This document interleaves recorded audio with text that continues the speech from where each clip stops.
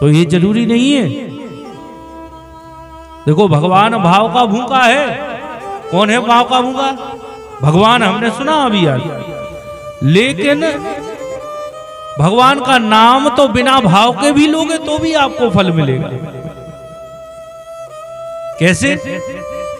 बोले जैसे हमें बुखार चढ़ाया, अब बुखार चढ़ा आया, आ गया बुखार, तो अब बुखार की गोली अगर हम भाव से खाएं या कुभाव से खाएं, लेकिन गोली का असर होगा कि नहीं होगा? अब मुंह अच्छा बना के खाएं चाहे बुरा बना के खाएं, लेकिन उस गोली का असर होगा। जैसे अग्नि जल रही है, अग्नि जल रही है और उस अग्नि में अगर हमारा हाथ धोखे से चला जाए तो क्या होगा? जल जाएगा। और जानबूझ के चला जाए तो भी चलेगा। तो ऐसे ही भगवान भाव का भूखा है, लेकिन भगवान के नाम में तो इतनी ताकत है कि चाहे जाने में लो और चाहे अनजाने में लो, आपको उसका फल मिलेगा अवश्य। कि भाव को भाव अनख आलसहूं, ओ नाम जपत मंगल दिस दसहूं। भगवान का नाम आप कैसे भी लो साहब, चाहे भाव से लो और चाहे कुभाव से लो, वो आपके ऊपर असर करेगा ही। अब हम कहें कि भगवान का अगर हम नाम अच्छे से नहीं जानते हैं तो क्या हमारे ऊपर भगवान के नाम की कृपा होगी? बोले हम तो राम कह सकते, लेकिन एक ऐसे थे वाल्मीकि जी जो राम भी नहीं कह सकते थे। उन्होंने क्या कहा? कहते हैं मरा मरा कहा, उल्टा नाम जपा जग जाना, और वाल्मीकि भय ब्रह्म समाना। वो तो उल्टा नाम कह के भी भगवान को पा गए। आज हम सीधा भी नाम कह के भगवान से नहीं मिल पा रहे। कहाँ कमी है? हमारे मकान में लाइट है, फिटिंग है, अगर एक तार कहीं टूट जाए तो सारी फिटिंग बेकार हो जाती है। इसलिए सोचो कि कहाँ कमी रह गई कि वो तो मरा कह के भी राम पा गए और आज हम राम कह के भी राम से दूर हैं। महाराज कपिल मुनि कहते हैं अपनी मैया से कि भगवान से एक संबंध अवश्य बनाओ, भगवान के ऊपर विश्वास रखो, संबंध बनाओ और समर्पण कर दो। समर्पण कर देना चाहिए। हे प्रभु भले बुरे सो तेरे, हम तो आपके हैं। आज कपिल जी ने जब सुंदर है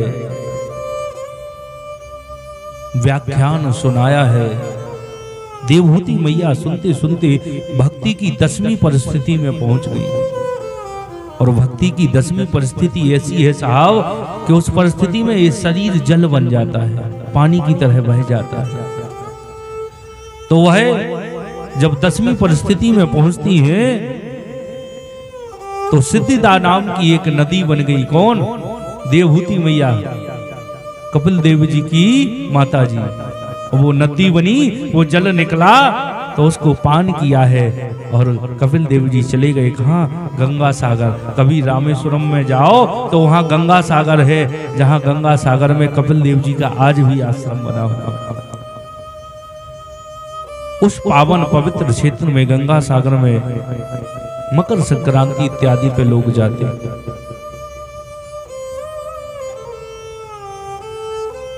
सुखदेव जी कहते हैं ये आपको हमने मनु महाराज के पहली पुत्री की कथा सुनाई, देवहूति की। अभी 2 पुत्री और हैं। कौन कौन? प्रसूति और आकुति। तो आकुति का विवाह जो हुआ वो रुचि प्रजापति के साथ में हुआ, जिनके यहाँ यज्ञ भगवान का जन्म हुआ। जो हम यज्ञ करते हैं ना, यज्ञ भगवान का जन्म हुआ आकुति मैया के यहाँ पे। और जो प्रसूति थी तीसरी पुत्री, उनका विवाह हुआ दक्ष प्रजापति के साथ में, जिनके यहाँ सती का जन्म हुआ और सती का विवाह भगवान शंकर से हुआ। महाराज सती मैया का विवाह भगवान शिव से हुआ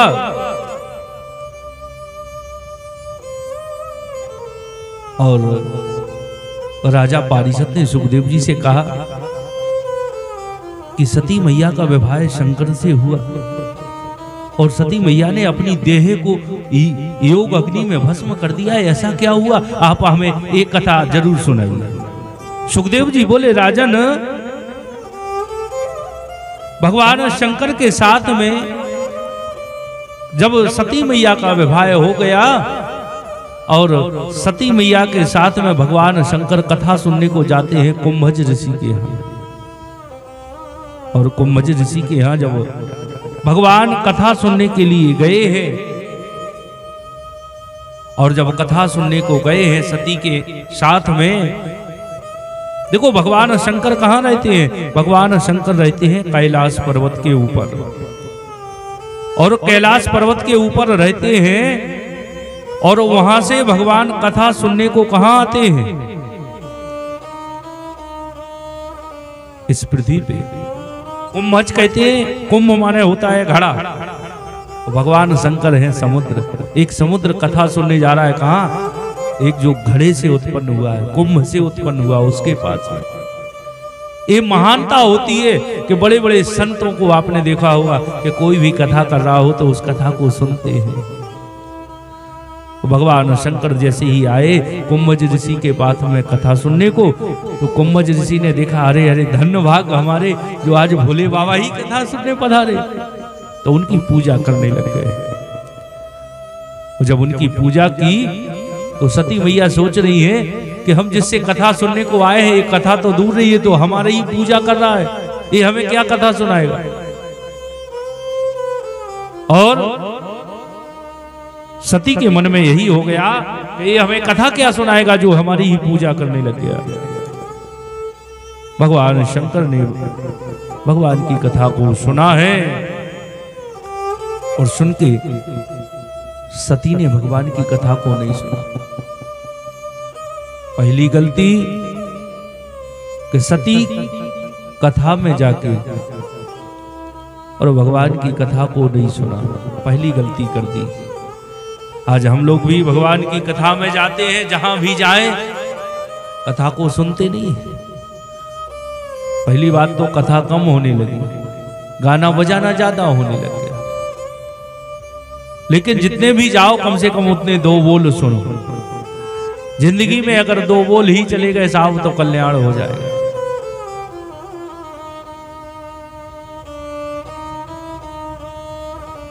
और भगवान शंकर ने कथा को श्रवण किया है और कथा सुन के भगवान शंकर जब चलते हैं तो भगवान शंकर मन में सोच ही रहे थे कि जिसकी मैं कथा सुन के आया हूं, अगर उनका दर्शन हो जाता ना तो और अच्छा रहता। तो भगवान सती के साथ में जा रहे थे, उसी समय भगवान राघवेंद्र लखन लाल जी के साथ में वन में दंड कारण में जानकी जी को खोज रहे हैं और आंखों से आंसू गिर रहे हैं भगवान के, और कह रहे हैं क्या कि हे खग मृग हे मधुकर श्रेणी के तुम देखी सी ताम्रगनैनी। हे खग मृग हे मधुकर सैनी, तुम देखी सी ताम्रगनैनी। और भगवान खोज रहे हैं, और भगवान शिव जी ने जब देखा है तो भगवान शंकर जी यही बोले क्या कि जय सच्चिदानंद जग पावन, हस कही चलियो मनोज नशावनो। भगवान शंकर जी बोले जय श्री सच्चिदानंद। भगवान सच्चिदानंद कह के और संबोधन करके भगवान को प्रणाम करके चलते हैं। जब सती ने ये देखा तो सती सोच रही है कि मेरा पति भी ऐसा वैसा नहीं है, शंकर जगत बंधु जगदीशा, सुर नर मुनि सब नावई शीशा, जिसको सुर नर मुनि सब शीश नवाते, वो वन में खोज रहे, जिनको अपनी स्त्री का पता नहीं है कि कहाँ खो गई, इनको वो प्रणाम कर रहे हैं, ये भगवान है। देखो भगवान की माया ऐसी है साहब कि हम भी भगवान पर प्रश्न करने लगते, भगवान है? कोई कहता भगवान को देखा है, कोई कहता भगवान है। अरे विज्ञान का जमाना है, कहाँ है भगवान? अगर भगवान नहीं होता तो उस तुर्की में जो भूकंप आया है, उस भूकंप में 3 दिन 4 साल की बच्ची उस लेंटर के नीचे दबी निकली, जिसको 3 दिन किसने भोजन कराया, 3 दिन तक किसने जिंदा रखा, 3 दिन तक वो जिंदा रही, और जब निकाला गया तो एक खरोंच भी नहीं आई। भगवान नहीं है तो और क्या है? महाराज भगवान शंकर चलते हैं। उस समय सती को मन में शंका हो गई कि जो अपनी पत्नी का पता नहीं लगा सकता वो भगवान है क्या? हमें तो लगता है कि साधारण इंसान है जो खोज रहा है, वो भी रो रहा है, रोते रोते खोज रहा है। सती बोली हम तो स्वामी इनकी परीक्षा लेंगे। भगवान बोले ठीक है ले आओ। तो देखो पहली गलती भगवान की कथा नहीं सुनी, और दूसरी गलती हम परीक्षा लेंगे। आज हम भी यही करते, कथा में जाए तो कथा भी नहीं सुनते, और फिर हम जा कहते कभी कभी ऐसा समय आ जाए भगवान अगर सत्य के सांचे हो तो ऐसा हो जाए, मतलब तुम्हारे काम के लिए सत्य के सांचे हैं, बाकी झूठे हैं। भगवान 10 लाख को काम बन जाए, एक नारियल फोड़े, बताओ एक नारियल में निपटा दे 10 लाख के दे। सती बोली हम तो परीक्षा लेंगे। और जैसे ही भगवान शिव ने कहा है कि सती परीक्षा तो लेना, लेकिन विवेक और विचार करके लेना, विचार और विवेक के साथ में परीक्षा लेना। लेकिन जब सती परीक्षा लेने को गई तो केवल विचार किया है, विवेक नहीं लगाया, और परीक्षा लेने को गई है और सोचा है तो एक काम किया जाए, बोले जिनको ये खोज रहे उन्हीं का रूप नहीं ले लिया जाए। और सीता मैया जानकी जी का रूप लेके सती रास्ते में आगे जाके बैठ गई। भगवान श्री राघवेंद्र लखनलाल जी के साथ में जा रहे हैं। सबसे पहले देखा है किसने? लखनलाल जी ने। लक्ष्मण दीख उमा कृत भेसा, किसको देखा? उमा। सती को नहीं देखा, जानकी जी को नहीं देखा। जो रियल था, जो सत्य था, उसको कैच कर लिया किसने? लखनलाल जी ने। क्यों देखा लखनलाल जी ने? क्योंकि लखनलाल जी हैं शेष अवतार। कहते नहीं है भैया सांप को मार तो रहे लेकिन फोटो खींच ले दो, तो लखनलाल जी किसके अवतार हैं? शेष के। तो सबसे पहले लखनलाल जी ने फोटो खींच ली। क्या? बोले ये जानकी नहीं है, ये कौन है? बोले ये उमा है, ये भगवान भोलेनाथ बाबा की अर्धांगिनी बैठी हुई। लक्ष्मण दीख उमा कृत भेसा, चकित भये भ्रम हृदय विशेषा। लेकिन भगवान राम के मारे कह नहीं सकते कि भगवान ये नकली जानकी बैठी है, नहीं कहा। और जब भगवान जैसे ही चल रहे हैं, क्योंकि जानकी जी भगवान राम जी के पीछे पीछे चलती थी, और आज ये नकली जानकी भगवान राम के आगे बैठी है। और जब राम जी ने देखा है तो राम जी ने कहा है क्या? वो राम जी बोले कि कहऊ बहोर कहाँ व्रस के तू। वो बैल पे बैठने वाले हमारे भोले बाबा कहाँ है? इस जंगल में आप अकेले घूम रही हैं, बैल पे बैठने वाले हमारे भोले बाबा कहाँ हैं? जो जानकी का रूप लिए थी सती पसीना पसीना हो गई, कुछ कह भी नहीं सकती हैं। और मन में सोचने लगी कि शंकर जी ने मना किया था कि परीक्षा मत लेना, आज मैं फेल हो गई परीक्षा। भगवान राम बोले अब हमारा प्रभाव देख लो। और भगवान ने प्रभाव दिखाया। क्या? बोले जानकी जी चारों तरफ दिखाई दी। राम जानकी, इधर देखे तो राम जानकी, इधर देखे तो राम जानकी। जहां जहां सती की नजर पड़ती वहां राम जानकी दिखाई दिए। सती ने आंखों को बंद कर लिया। जब भगवान ने अपने प्रभाव को विराम किया है, सती वहां से भाग के गई है। भगवान शंकर ने जब पूछा है कि सती परीक्षा ले ली? बोले नहीं, हमने परीक्षा नहीं ली। 3 गलतियां की सती ने। पहली, कथा में जाके कथा नहीं सुनी। दूसरी, भगवान को भगवान नहीं माना। और तीसरी, भगवान शंकर से झूठ बोला, मैंने परीक्षा नहीं ली। बोले नहीं ली। फिर क्या किया? बोले करेऊ प्रणाम तुम्हारे ही नहीं। जैसे आपने प्रणाम किया था ऐसे ही प्रणाम करके हम भी आ गए। भगवान शंकर ने आंखों को बंद किया है और देखा है तो सब कुछ दिखाई पड़ा है कि इन्होंने क्या क्या किया है। सती कीन सीता कर भेसा, मेरी पत्नी ने जानकी जी का भेष लिया है जो मेरी माँ है। मेरी माँ का भेष मेरी पत्नी ने लिया। अब ये मेरी पत्नी नहीं है, अब ये मेरी माँ हो गई है। और भगवान शंकर सोचते हैं कि हरि इच्छा भावई बलवाना, ओ हृदय विचारत शंभु सुजाना। ये हरि इच्छा है।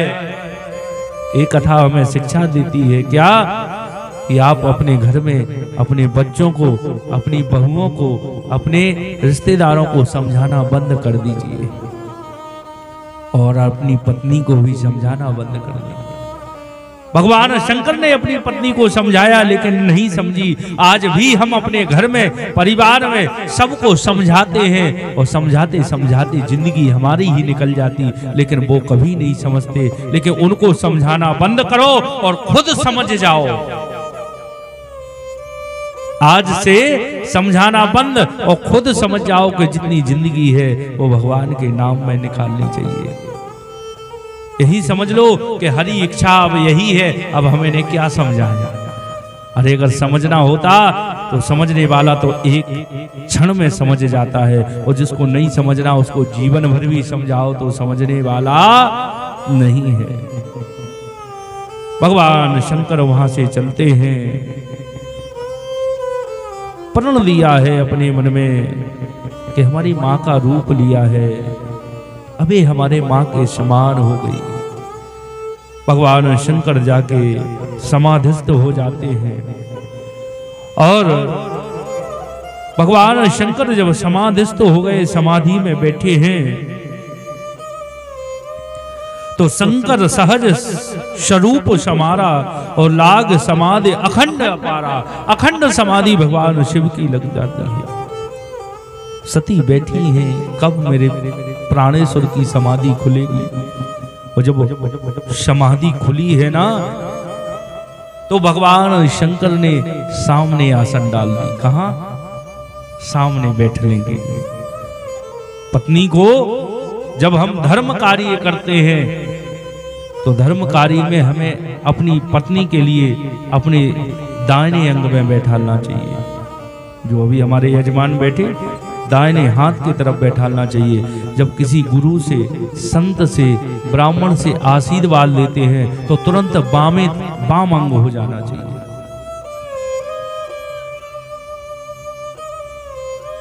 तो जो भगवान शंकर के बाम अंग में सती को आसन मिलती थी, आज वो आसन कहाँ मिली है? सामने सम्मुख आसन दी है। सती समझ गई है कि अब मेरा त्याग हो गया है। हमें लगता है कि भगवान भोलेनाथ ने कोई प्रण लिया है। उसी समय सती के जो पिता हैं दक्ष, उन्होंने यज्ञ किया है। कहाँ? हरिद्वार के पास में कनखल पड़ता है, वहां पे सबको निमंत्रण दिया है, केवल भगवान भोले बाबा को नहीं दिया है। याद रखो, जो धर्म किसी को नीचा दिखाने के लिए किया जाता है, उस धर्म में क्या हाल होता है। दक्ष ने सबको निमंत्रण दिया, केवल भगवान भोले बाबा को नहीं दिया। क्यों? क्योंकि भगवान भोलेनाथ से जो सगे दामाद हैं, लेकिन इनको ही निमंत्रण नहीं दिया। भगवान शंकर के मना करने पर भी सती जाती हैं। सबको कथा ये विदित है कि उनके मना करने के बाद गई हैं, और जब भगवान शंकर को कहीं स्थान नहीं दिया गया उस यज्ञ में, तो भगवान शंकर को स्थान नहीं मिला, तो वहां तीनों देव नहीं गए, ना ब्रह्मा जी गए ना विष्णु गए, क्योंकि शंकर का स्थान नहीं था। और जब नहीं गए, बाकी सब लोग थे। यज्ञ प्रारंभ हुआ है, सती मैया जब गई हैं, तो सती मैया ने जब देखा है कि पिता के भवन में जब प्रवेश किया है, भगवान शंकर के गण पीछे पीछे आए हैं, तो सती की जो बहनें हैं, किसी ने भी सती से ये नहीं पूछा कि तुम कैसे आए। सादर भले ही मिली एक माता, और बहनें मिली अधिक मुस्काता। मिली कम और हंसी ज्यादा। क्यों बहन? हमने सुना है तुम्हारे यहाँ निमंत्रण नहीं आया। अगर हमारे यहाँ नहीं आया होता तो हम नहीं जाते। चलो तुम आ गई तो ठीक है, मिली कम लेकिन मुस्कुराई ज्यादा। कभी कभी होता है ना कि अगर हमारे पड़ोसी के दिन न्योत तो आ जाए, हमारे ते नहीं आ, तो पड़ोसी पहले आए, कहे भाई तुम्हारे यहाँ निमंत्रण आया? अरे भैया हमारे यहाँ नहीं आया। हमारे यहाँ तो आया है, देखो जो है। अगर तुम कहो तो हम नहीं जाएंगे निमंत्रण में। अरे तुम हमारे पड़ोसी आवे तो बहुत दूर है, हम नहीं जाएंगे। और पड़ोसी भी के, अरे भैया देखो तुम्हें आओ है, तुम जाओ, हमारी चिंता नहीं करते। तो ऐसे ही भगवान शंकर सबको निमंत्रण दिए, लेकिन शंकर को नहीं दिया है। आज जैसे ही बहनें मिली कम, मुस्कुराई हैं ज्यादा। आज सबसे बड़ा जो पाप है, वो पाप कौन सा है? यद्यपि जग दारुण दुख नाना, वो सबसे कठिन जात अपमाना। अगर हमारी जात में ही अगर हमारा अपमान हो जाए तो ये सबसे बड़ा दुख होता है। संसार में सबसे बड़ा दुख यही है। एक बार एक सोनी की दुकान थी और एक लोहार की दुकान थी। तो बगल में लोहार की और बगल में ही सोनी की।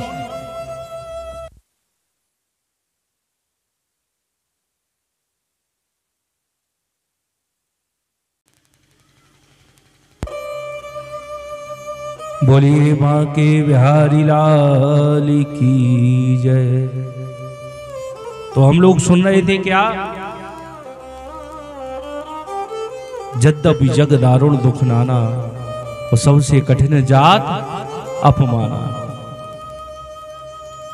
एक सोनी की दुकान थी और एक लोहार की दुकान थी।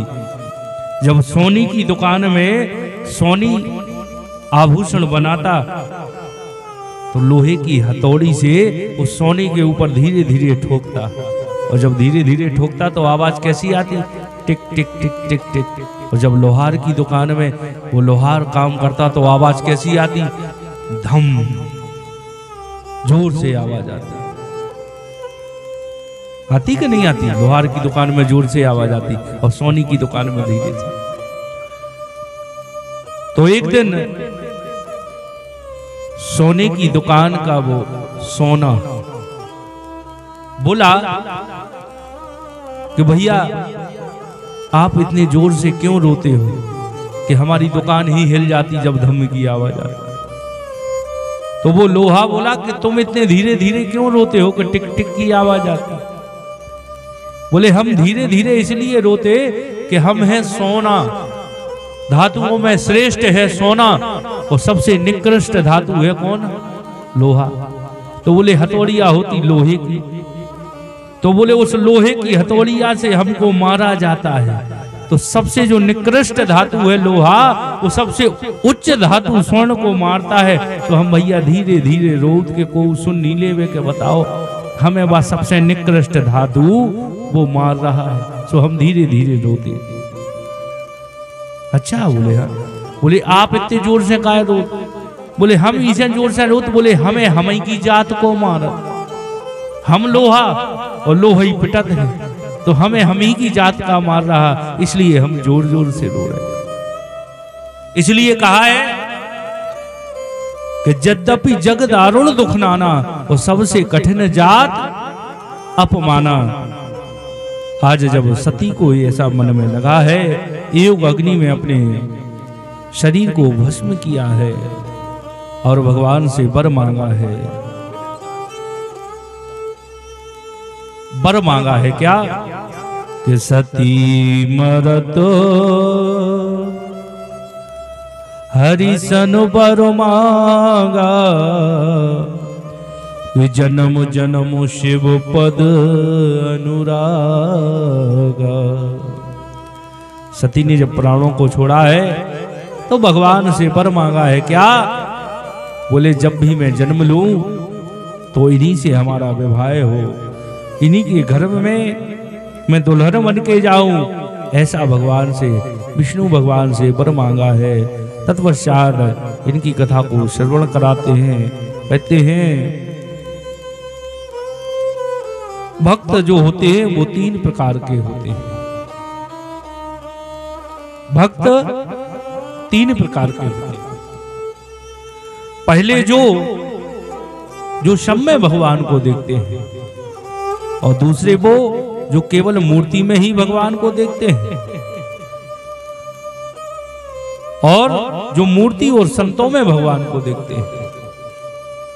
कुछ लोग ऐसे होते ना कि जो कहते हैं नहीं भगवान मंदिर में बैठे वही भगवान है, उन्हीं को भगवान, केवल मूर्ति ही में भगवान को देखा। और दूसरे वो होते जो मूर्ति में देखते भगवान को, अच्छे लोगों में भी, साधु संतों में भी भगवान का दर्शन करते हैं। और सबसे फर्स्ट नंबर के जो होते हैं ना, वो सब में भगवान को देखा करते हैं।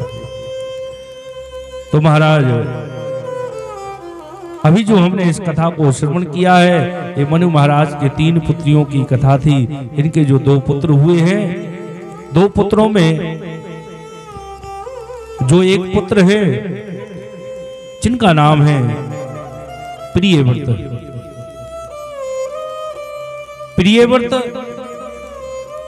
प्रियव्रत महाराज जिन्होंने अपने जीवन में अच्छा कार्य करने के लिए कोई संकल्प लिया है, व्रत लिया है। प्रिय माने होता है अच्छा, और व्रत माने संकल्प। जो अच्छे कार्यों को करने के लिए संकल्प लिया जाता है वही प्रिय व्रत कहलाता है। इनकी भी अनेक कथाएं हैं। तत्पश्चात कहते हैं महाराज जो उत्तानपाद नाम के राजा थे, इनकी 2 पत्नियां थी। एक का नाम था सुनीति, एक का नाम था सुरुचि। महाराज इन्हीं सुनीति मैया के यहाँ भगवान के भक्त ध्रुव का जन्म हुआ। जब ध्रुव का जन्म हुआ, ध्रुव छोटे से बालक थे, 5 वर्ष के। एक दिन ध्रुव जी गए तो जाके अपने पिता के सिंहासन पर बैठ गए। और पिता के सिंहासन पर जब बैठ रहे थे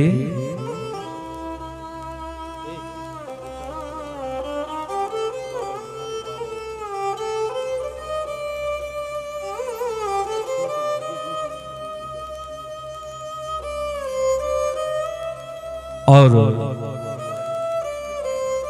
महाराज उत्तानपाद सिंहासन पे बैठा रहे थे ना,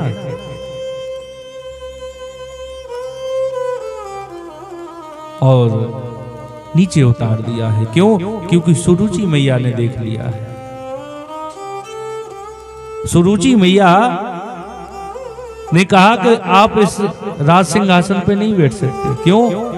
बोले इस राज सिंहासन का अधिकारी वो है जिसने हमारे गर्भ से जन्म लिया है, और अगर तुम्हें बैठना है तो पहले भगवान की तपस्या करो। जब भगवान वरदान देंगे तो उनसे कहना कि हमें सुरुचि मैया के गर्भ से जन्म देना। जब इस राज्य के अधिकारी हो गए, बेचारा 5 वर्ष का बालक क्या जाने क्या राज्य है, क्या तपस्या है। रोते रोते चला आया, अपनी मैया सुनीति से बोला, माँ मुझे सुरुचि मैया ने आज सिंहासन पर पिताजी की ओली में बैठने से अलग कर दिया। और उन्होंने हमसे कहा है कि अगर तुम्हें इस पे बैठना है तो तुम्हें सुनीति के नहीं मेरे गर्भ से जन्म लेना था। और वो कह रही कि जाके भगवान की तपस्या करना, भगवान वरदान मांगने को कहे तो उनसे कहना कि हमें सुरुचि मैया के गर्भ से जन्म लेना। देखो सुनीति मैया अपने पुत्र से कहती, ध्रुव जी बोले मैं उनसे बदला लूंगा। सुनीति मैया कहती नहीं, ऐसी बात कभी नहीं कहते। मैं तुमको जो ज्ञान नहीं दे पाई वो ज्ञान तुम्हें तुम्हारी मैया ने दिया है कि भगवान की तपस्या करना। मैया अगर हम भगवान की तपस्या करेंगे तो भगवान हमें मिलेगा क्या, कहाँ मिलेगा भगवान? सुनीति मैया ने बताया है। और जब बताया है तो ध्रुव जी महाराज को अपने मन में ऐसा लगता है और ध्रुव जी महाराज वहां से चलते हैं। और जब ध्रुव जी जाने लगे तो सुनीति मैया के हृदय के अंदर आज ममता जाग गई। और जब वो ममता जागी है तो सुनीति मैया जिन्होंने ज्ञान दिया है कि भगवान जंगल में मिलेगा, वही सुनीति मैया कहती हैं बेटा अभी मत जाओ। क्यों? क्योंकि अभी तू 5 वर्ष का है और तेरे को भूख लगेगी, प्यास लगेगी। मैं तुझे भोजन कराती, वहां तेरे को कौन भोजन देगा? ध्रुव जी आज अपनी मैया से, सुनीति से आज्ञा मांगते हैं। उठ जननी ते आज्ञा मांगी, करी हो भजन विपिन ग्रह त्यागी। मैया अब मैं जंगल में जाके उन भगवान का भजन करूंगा, मुझे आज्ञा दे दो। ध्रुव जी चलने लगते हैं और जब चले तो सुनीति मैया की आंखों से आंसू आते हैं। आज उत्तानपाद राजा कहने लगा ध्रुव रुक जाओ, 5 गांव का राजा बना देता हूँ। ध्रुव जी बोले जब जाने में 5 गांव मिल रहे हैं तो भगवान को पा लिया तो क्या नहीं मिलेगा। ध्रुव जी आगे बढ़ते हैं, रास्ते में नारद जी मिलते हैं। नारद जी ने कहा बेटा कहाँ जा रहे? बोले भगवान जी के पास। भगवान के पास में? बोले हाँ। कहाँ मिलेगा? बोले जंगल में। कैसे मिलेगा? बोले तपस्या करेंगे। बोले जंगल में तो शेर होगा, भालू होंगे, भगवान कहाँ मिलेगा? बोले वहां पे तुम्हें जानवर खा जाएंगे। बोले मेरी मैया ने कहा है क्या कि मारने वाला है भगवान, वो बचाने वाला है भगवान। ओ बाल न बांका होता उसका, जिसका रक्षक कृपा निधान। मेरी मैया ने कहा है कि जाको राखे साइया, कि मार सके ना कोई, ओ बाल न बांका कर सके जो जग बेरी हो। मेरी मैया ने कहा है चिंता मत करना ध्रुव, भगवान हर जगह तेरी रक्षा करता है। बोले बेटा तो तुम्हें वहां भोजन कौन कराएगा? बोली मेरी मैया ने ये भी बताया है क्या कि जब वो दांत न थे तब दूध दियो, अब वो दांत भये तो अन्न भी दे हैं। जब दांत नहीं थे ना तो भगवान ने दूध दिया। कैसी व्यवस्था भगवान ने बनाई। भगवान कहाँ रहते हैं? क्षीर सागर में। क्षीर कहते हैं दूध का सागर। जब माँ के गर्भ में बच्चा आता है ना तो भगवान कनेक्शन जोड़ देते हैं बच्चे को दूध पीने के लिए। बच्चा बड़ा होता है कनेक्शन काट देते हैं। जब दांत ना थे तो दूध दियो, अब दूध दियो। जब दांत हो गए तो अब अन्न भी वो देगा। ध्रुव जी चलते हैं। नारद बाबा ने सोचा कि विश्वास तो ठीक है लेकिन बेटा इसने कोई गुरु नहीं बनाया, और जिसका गुरु नहीं उसका जीवन शुरू नहीं। नारद जी ने गुरु दीक्षा देने को कहा है। बोले आप कौन हैं? बोले मैं नारद हूँ। बोले जो हमें डरा रहा है कि जंगल में भगवान कहाँ मिलेंगे, वो नारद नहीं हो सकता। नारद जी ने गुरु मंत्र दिया है और गुरु मंत्र लेके आज ध्रुव जी जंगल में चलते हैं। भगवान के नाम का उच्चारण करते करते जब पहुंचे हैं, ध्रुव जी ने सुंदर आज स्नान किया है और स्नान करने के तत्पश्चात ध्रुव जी एक वट वृक्ष के नीचे बैठ के भगवान का ध्यान करते हैं। और गुरु भी हमारे जीवन में ऐसा नहीं होना चाहिए। रावण के गुरु कौन थे? भगवान शंकर जी। रावण का जो गुरु था कौन थे? भगवान शंकर जी थे रावण के गुरु। लेकिन इतना बड़ा गुरु होने के बाद भी रावण का कल्याण नहीं हुआ, वो राक्षस योनि में गया। क्यों? क्योंकि गुरु कितना भी बड़ा हम बना लें, आज हम कहते नहीं नहीं हम तो गुरु जी उनको बनाएंगे जो टीवी में आ रहे हैं, लेकिन कितना भी बड़ा गुरु बना लो, अगर तुम्हारा समर्पण उनके प्रति नहीं है, तुम्हारा समर्पण नहीं है, तो कितना भी बड़ा गुरु हो उसका क्या हो सकता है। कितने भी बड़े हम गुरु बना लें, उनके प्रति हमारा समर्पण होना चाहिए। रावण का गुरु शंकर भगवान थे, लेकिन शंकर जी की कभी एक ही नहीं मानी, एक भी नहीं मानी, क्योंकि रावण अपने अहंकार में जीता था। तो गुरु तो हमने बना लिया, लेकिन हम अपने अहंकार में रहे, गुरु जी की एक ही नहीं माने, तो गुरु कितने ही बड़ा बना ले, क्या फायदा। नारद जी ने जब गुरु दक्षिणा दी है, आज गुरु मंत्र दिया है और चलते हैं। ध्रुव जी जब आते हैं, यमुना में स्नान करके बैठ गए हैं और ध्रुव जी भगवान का जाप करते हैं। ओम नमो भगवते वासुदेवाय, इस मंत्र का जाप कर रहे हैं ध्रुव जी। 3 दिन तक ध्रुव जी ने कुछ भी नहीं खाया। तीसरे दिन शाम को वृक्ष से कुछ फलों को तोड़ दिया।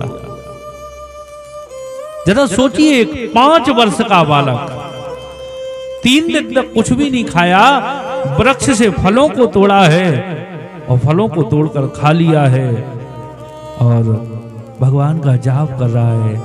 ओम नमो भगवते वासुदेवाय। ऐसे करते करते 1 महीना निकल गया और जब दूसरा महीना प्रारंभ हुआ ना, तो अभी 3 दिन तक कुछ नहीं खाया था।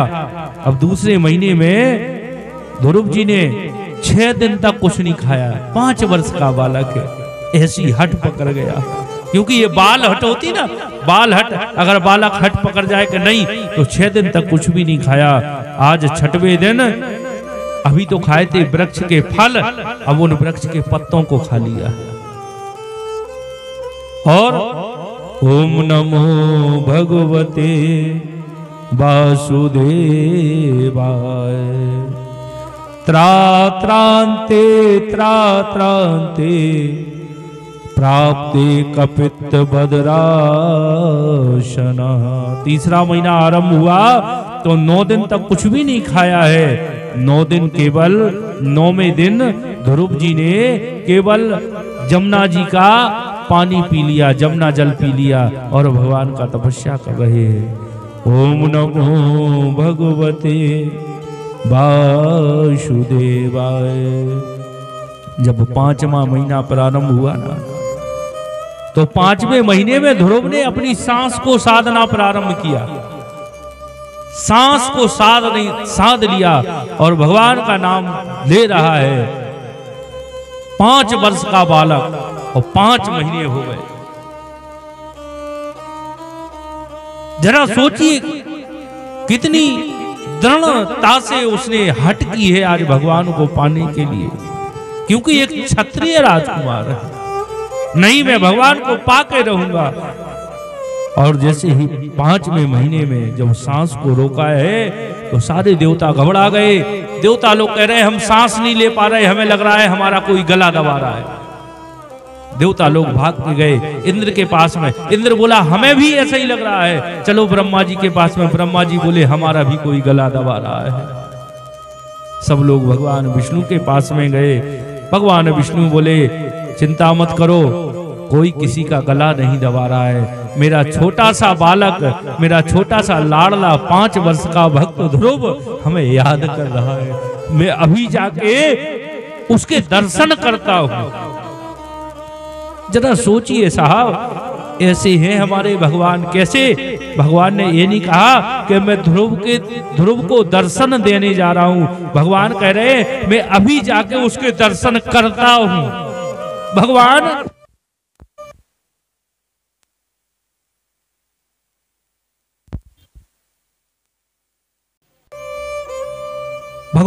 अपने भक्त के दर्शन देने को नहीं गए, अपने भक्त को भगवान उस ध्रुव के दर्शन करने को गए। बताओ ऐसा भगवान मिलेगा आपको कहीं कि अपने भक्तों को दर्शन देने नहीं जाता है, भक्तों के दर्शन कर ले जाता है साहब। और भगवान ने ध्रुव को जैसे ही सामने प्रकट हो गए चतुर्भुज रूप में, लेकिन ध्रुव ने आंखें नहीं खोली। क्यों? क्योंकि ध्रुव तो अपने अंदर भगवान की झांकी देख रहे थे। भगवान ने कहा ध्रुव, लेकिन ध्रुव तो आंखें बंद की। जब भगवान ने ध्रुव के हृदय की झांकी को आलोप किया है तो ध्रुव घबरा गए, कहां गया कहां गया। और जैसे ही देखा तो भगवान सामने खड़े हैं। बोले बांके बिहारी लाल की जय। भगवान को सामने देखा है। ध्रुव जी सोच रहे हैं कि मैं कुछ स्तुति करूं, लेकिन ध्रुव जी तो कुछ जानते नहीं है, 5 वर्ष का बालक है, कैसे प्रार्थना करें भगवान की। लेकिन भगवान की कृपा जब हो जाती है ना तो कहते हैं मूकम करोति वाचालम पंगु लंघति गिरिम। जो गूंगा होता है ना वो भी बोलने लगता है और लंगड़ा भी पहाड़ चढ़ जाता है। कब? बोले यत कृपा तद हम बंदे परमानंद माधव। जब भगवान की कृपा हो जाती है तो गूंगा भी बोलने लगता है। कहते हैं महाराज ध्रुव जी महाराज के ऊपर भगवान ने कृपा की है और ध्रुव जी को भगवान ने आज अपनी गोद में बैठा लाया। ध्रुव जी प्रसन्न हो गए कि मैं अपने पिता उत्तानपाद की गोद में बैठना चाहता था, लेकिन आज मैं उस परम पिता परमात्मा की गोद में बैठ गया हूं। भगवान ने अपने कर कमलों से ध्रुव जी के सिर पे हाथ रखा है और ध्रुव जी आज लौट के जब आ रहे हैं, भगवान ने कहा जाओ बेटा, तुम्हारी इच्छा थी राज करने की थी ना, जाओ 36,000 वर्षों तक राज करना। भगवान ने आशीर्वाद दिया है। ध्रुव जी वहां से आ रहे हैं और जब ध्रुव जी चल के आए हैं तो उत्तानपाद ने सारी नगरी को सजा दिया है, मेरा पुत्र आ रहा है। ध्रुव जी सोच रहे कि जो पिताजी जो हमारे लिए अपनी राजगद्दी पे बैठलाना नहीं चाहते थे, आज वो राज तिलक करने के लिए भी तैयार है। क्यों? याद रखो, अगर हमारा दुश्मन कोई बन जाता है, हमसे कोई ईर्ष्या करता है, हमारी बात नहीं मानता है, अगर हम भगवान की कृपा के पात्र बन जाते हैं ना, तो हमारे ऊपर अगर भगवान की कृपा हो गई तो हमसे द्वेष करने वाला, हमसे ईर्ष्या करने वाला, हमसे लड़ाई करने वाला भी हमारा प्रेमी बन जाता है। कहा है कि जा पर कृपा राम की होई, होता पर कृपा करे सब कोई। जा पर मेरे राघव की कृपा हो जाती है साहब, उस पे सब लोग कृपा करने लगते हैं। ध्रुव जी आते हैं, फूलों की वर्षा की जा रही है। इधर ध्रुव जी के ऊपर फूलों की वर्षा होती है और राजा उत्तानपाद ने ध्रुव जी को राजा बना दिया है। 36,000 वर्षों तक ध्रुव जी ने राज किया है। ध्रुव जी के एक भाई हैं और जो मैया सुरुचि के गर्भ से जन्म लिया है और उनका युद्ध होता है किसके साथ में? उनका युद्ध होता है आज यक्षों के साथ में। और जब यक्षों के साथ में युद्ध हुआ, वो युद्ध में मारे जाते हैं, तो ध्रुव जी भी अपने भाई का बदला लेने के लिए और यक्षों के ऊपर प्रहार करने लगते हैं। आज इधर सुखदेव जी से राजा पारीक्षित ने प्रश्न किया है कि हमें ये समझ में नहीं आया कि जिन्होंने भगवान का दर्शन कर लिया और दर्शन करने के बाद भी आज ध्रुव जी महाराज यक्षों को मारने के लिए तुले हुए हैं, अपने भाई का बदला लेने के लिए यक्षों को मार रहे हैं। अरे जिसने भगवान का दर्शन कर लिया वो भी मार काट कर रहा है, तो भगवान के दर्शन का क्या फल हुआ? सुखदेव जी कहते राजन बहुत अच्छा पूछा, भगवान का दर्शन तो कंस भी करता था, रावण भी करता था युद्ध के मैदान में, लेकिन उसकी प्रवृत्ति नहीं बदली। क्यों? क्योंकि दर्शन तो ठीक है, अगर हमने सत्संग नहीं किया तो हमारी प्रवृत्ति बदलने वाली नहीं है। आज हम मंदिर में जाके रोज दर्शन तो भगवान का करते हैं, लेकिन सत्संग नहीं करेंगे तो मंदिर में जाने के बाद भी हम वैसे की वैसे ही रहेंगे। भगवान का जाप, भगवान का नाम का जाप और सत्संग करेंगे, जब ही हमारे विचार बदलते हैं। जब वो समय आया, ध्रुव जी को मृत्यु देवी लेने के लिए आई हैं, क्योंकि ये मृत्यु लोक है, यहाँ पर जो आया है उसको जाना अवश्य है। आया है सो जाएगो कि राजा रंक फकीर, ओ को सिंहासन चढ़ चलो और को बंधो जंजीर। जाना सबको है। मृत्यु देवी आई, विमान आया है। मृत्यु देवी को देख के ध्रुव जी ने कहा, बोले आप कैसे और ये विमान कैसा? बोले आपको जाना तो है भगवान के धाम, लेकिन हमारे ऊपर सिर रख लीजिए, हमारा नेम कर दीजिए, क्योंकि हमसे गुजरना सबको पड़ता है। तो मृत्यु देवी ने अपना सिर नीचे झुकाया, ध्रुव जी ने उनके ऊपर लात रखी और सिंहासन पर बैठ गए हैं। और जब सिंहासन भगवान का चलने लगा है, वो विमान चला है, ध्रुव जी सोच रहे, अरे हमारी माता जी को तो हम लेके नहीं आए। भगवान के दूत बोले चिंता मत करो, वो आगे विमान दिख रहा है ना, उस पर तुम्हारी माता जी जा रही है। क्यों? बोले जो भक्त होता है ना, एक अगर भक्त अगर हमारे यहाँ जन्म ले ले तो 21 पीढ़ियों को उतार देता है। वो 21 पीढ़ियां उसकी तर जाती है जिस घर में एक भक्त जन्म ले लेता है। तो महाराज भगवान सुखदेव जी आज इस कथा को श्रवण कराते हुए कहते हैं, हे राजन, जो जीव है उस जीव को कर्म के हिसाब से ही फल दिया जाता है।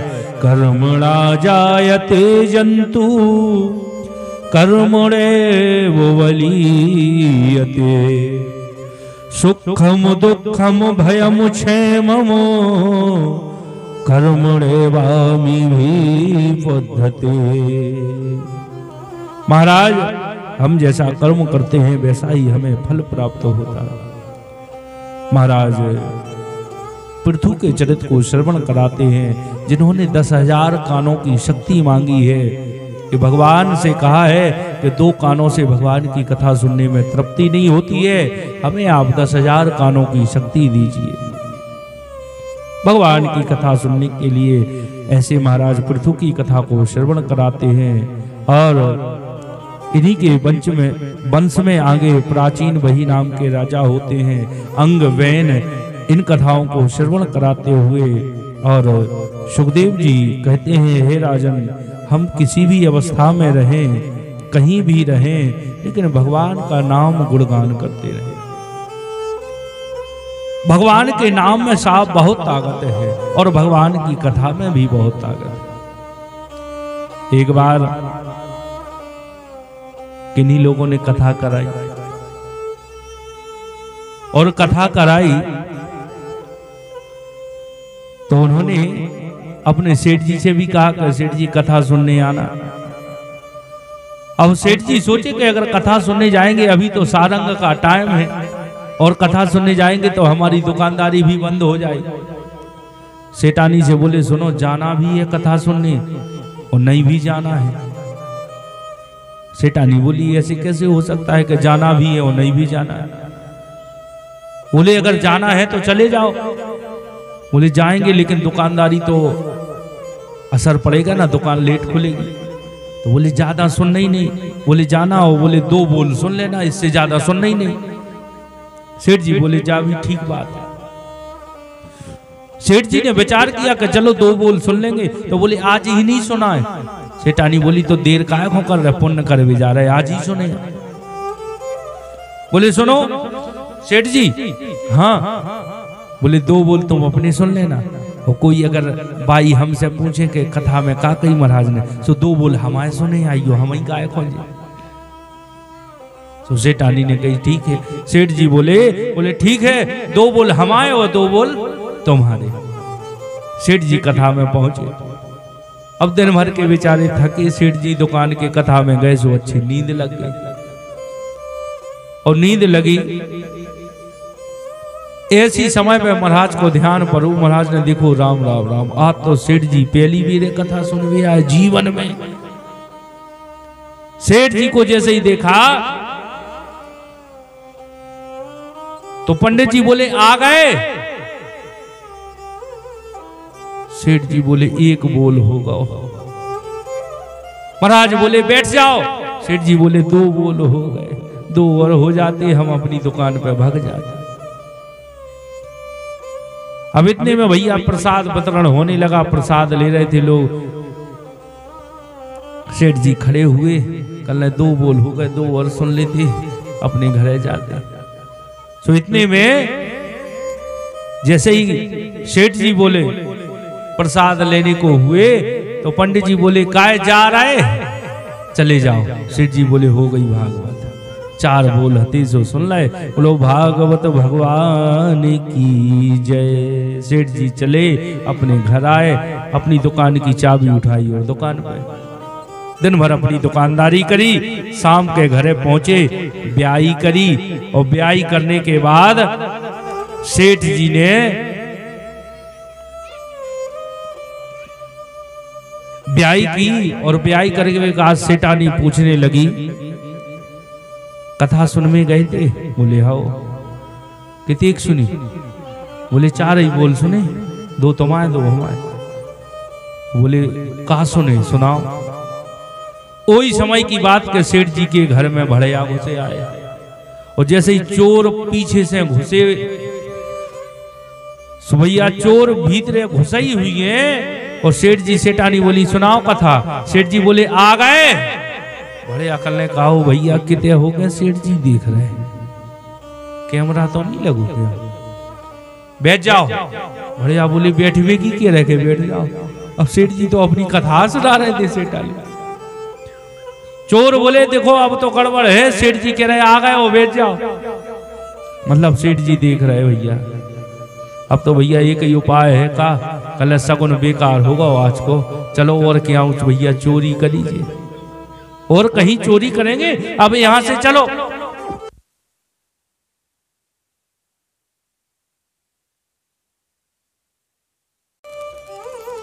बोलिए बांके बिहारी लाल की जय हो। तो सेठ जी सेठानी के कहने पे गए, और सेठ जी ने कथा में क्या सुना याद है ही आपको सब। और चोर जैसे ही बोले कि आज असगुन हो गया है, अब हमें नहीं लगता है कि हमारी चोरी सफल होगी, क्योंकि सेठ जी को कथा तो वही थी। पंडित जी ने देखा कि जीवन में पहली बार सेठ जी कथा सुनने आए, और सेठ जी को देखा तो पंडित जी ने यही कहा आ गए, बैठ जाइए। प्रसाद लिया, बोले जा रहे, बोले ठीक है चले जाइए।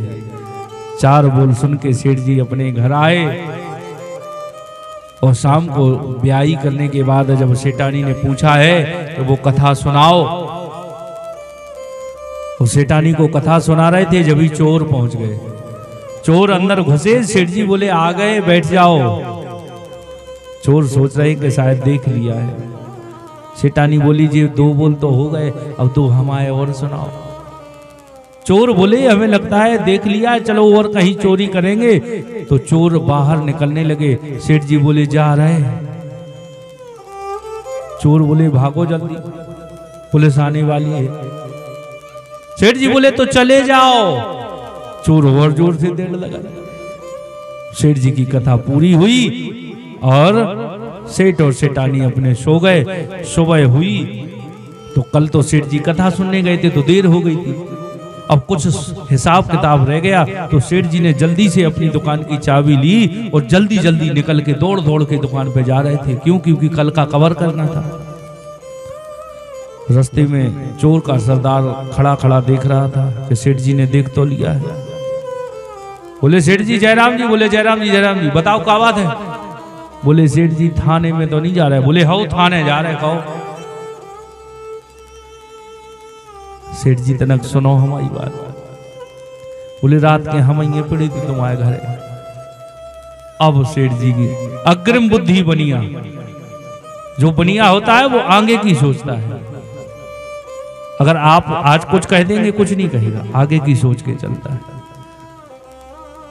तो उसने सोचा तुम थे, अब तो हम थाने ही जा रहे हैं।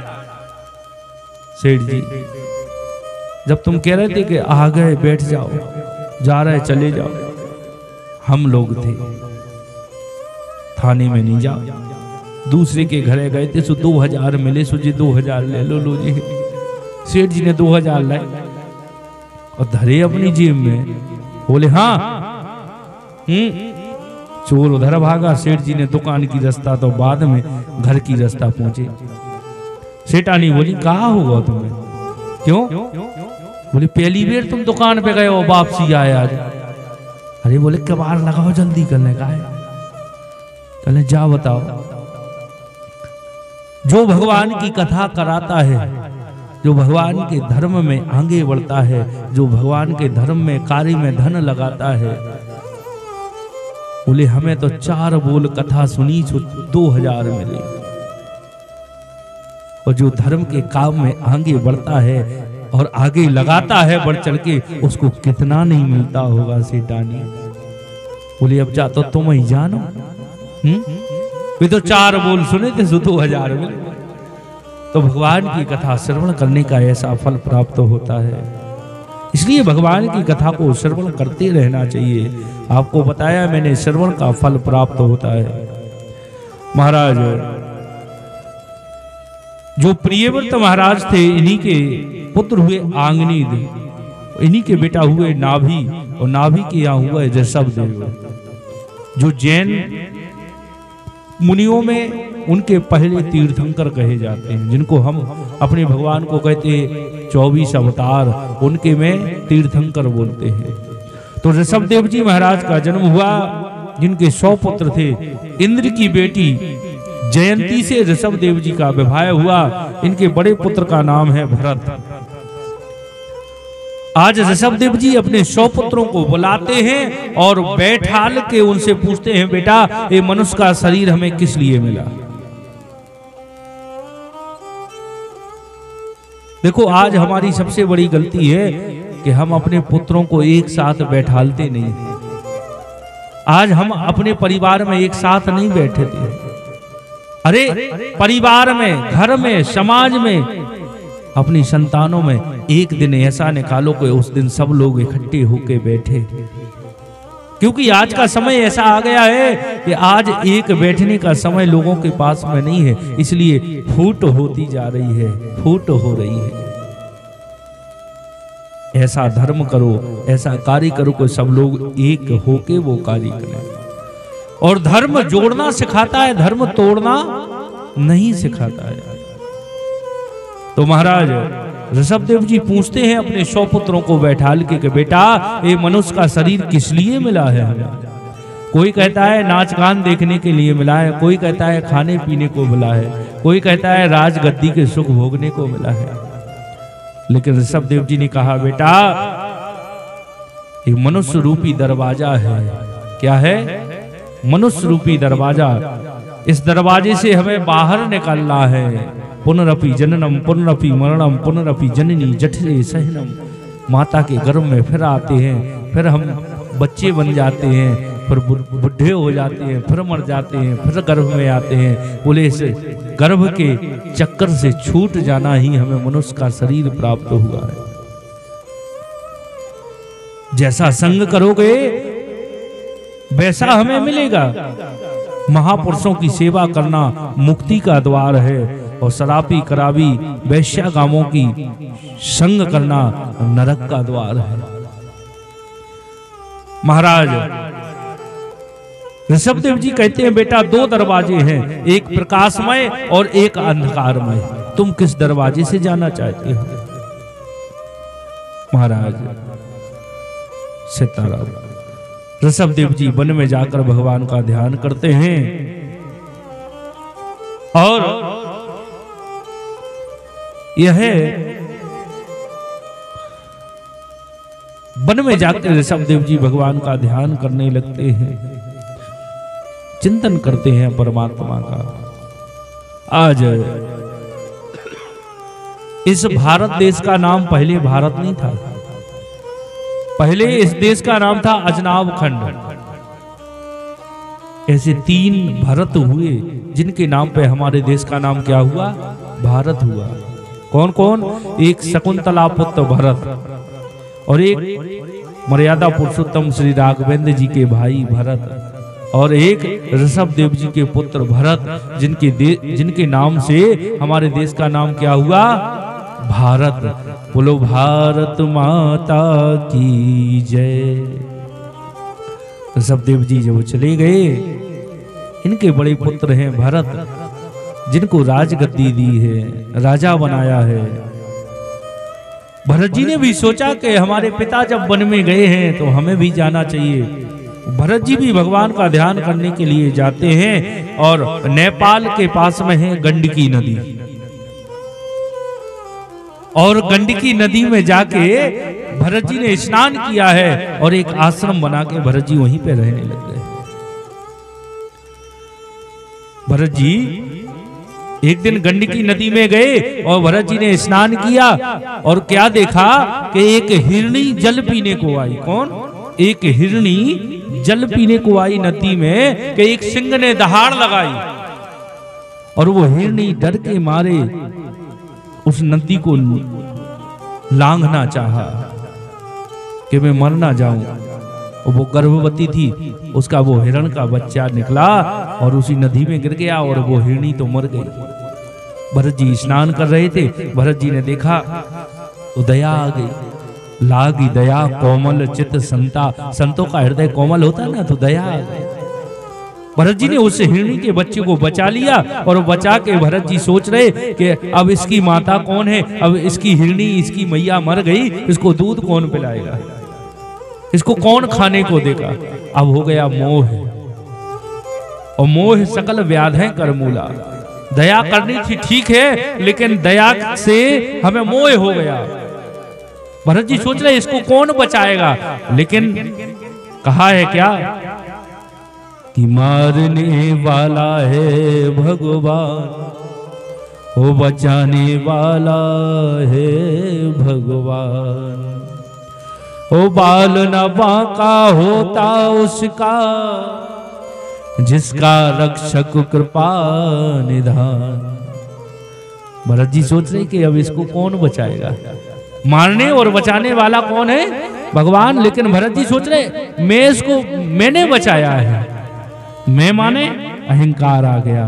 भरत जी आए थे भगवान का भजन करने को, राजपाट छोड़ के, और हिरन के बच्चे को देखने लग गए। उसको दूध पिलाने की व्यवस्था करते, उसको देखते वो कहीं भाग ना जाए, भजन करते कभी माला छूट जाए, कहाँ भाग गया, उसको देखने फिर जाए भरत जी।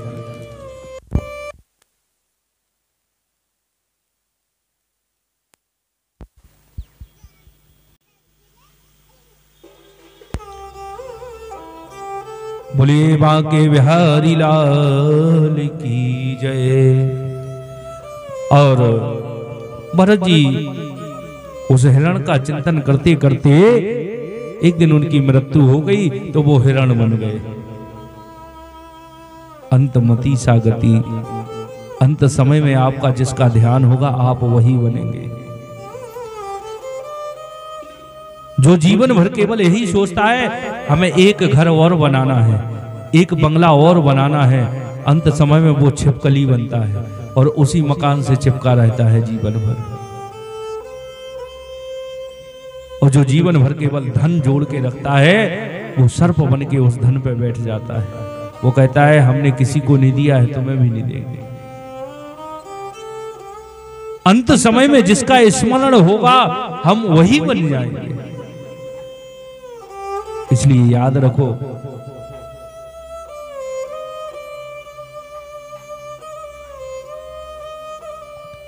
अंतमति सा गति। आज भरत जी उस हिरण का चिंतन करते करते जब प्राण छोड़ा है तो हिरण ही बन गए और भरत जी सूखे सूखे पत्तों को खाते हैं। आज भरत जी जंगल में अग्नि लगी हुई थी, उसी अग्नि में अपने शरीर को छोड़ दिया और तीसरा जन्म जब इनको मिला तो एक अंगरारस नाम के ब्राह्मण के यहाँ जन्म लिया। पंडित जी ने सोचा कि बहुत सुंदर लग्न में हमारे पुत्र ने जन्म लिया है, बड़ा विद्वान होगा, बड़ा होशियार होगा ये। पंडित जी ने एक मंत्र दिया कि गायत्री मंत्र याद करो। भरत जी सोच रहे अगर आज गायत्री मंत्र याद कर लिया, कल कहेंगे सत्यनारायण की कथा याद करो, परसों कहेंगे जजमान की कथा वाँची आओ। बोले हमें ये करना नहीं है। क्यों? क्योंकि हमें तो ये मनुष्य का शरीर पाके और अपना उद्धार करना है, जिससे हम फिर से इस संसार में नहीं आ पाए। तो भरत जी ने 1 महीना में भी गायत्री मंत्र याद करके नहीं सुना पाया। पिताजी सोच रहे इसकी कुंडली तो ऐसी है कि बड़ा विद्वान होगा, लेकिन ये तो मूर्ख है, ये तो जड़ है। तो उनका नाम हो गया जड़ भरत पड़ गया। पिताजी ने जब शरीर छोड़ दिया है, आज भैया भाभी भोजन देते, बोले इस मूर्ख को क्या भोजन दे, तो जो बचा खुचा बचता वो दे देते। लेकिन भरत जी उस रूखा सूखा खा के भी भरत जी पहलवान के जैसे दिखते। क्यों? कि चाहे गई चिंता नसी ओ मनुबा बेपरवाह है, वो जिसको कछु ना चाहिए वो ही शहंशाह है। जिसको कछु नहीं चाहिए आज वही शहंशाह है।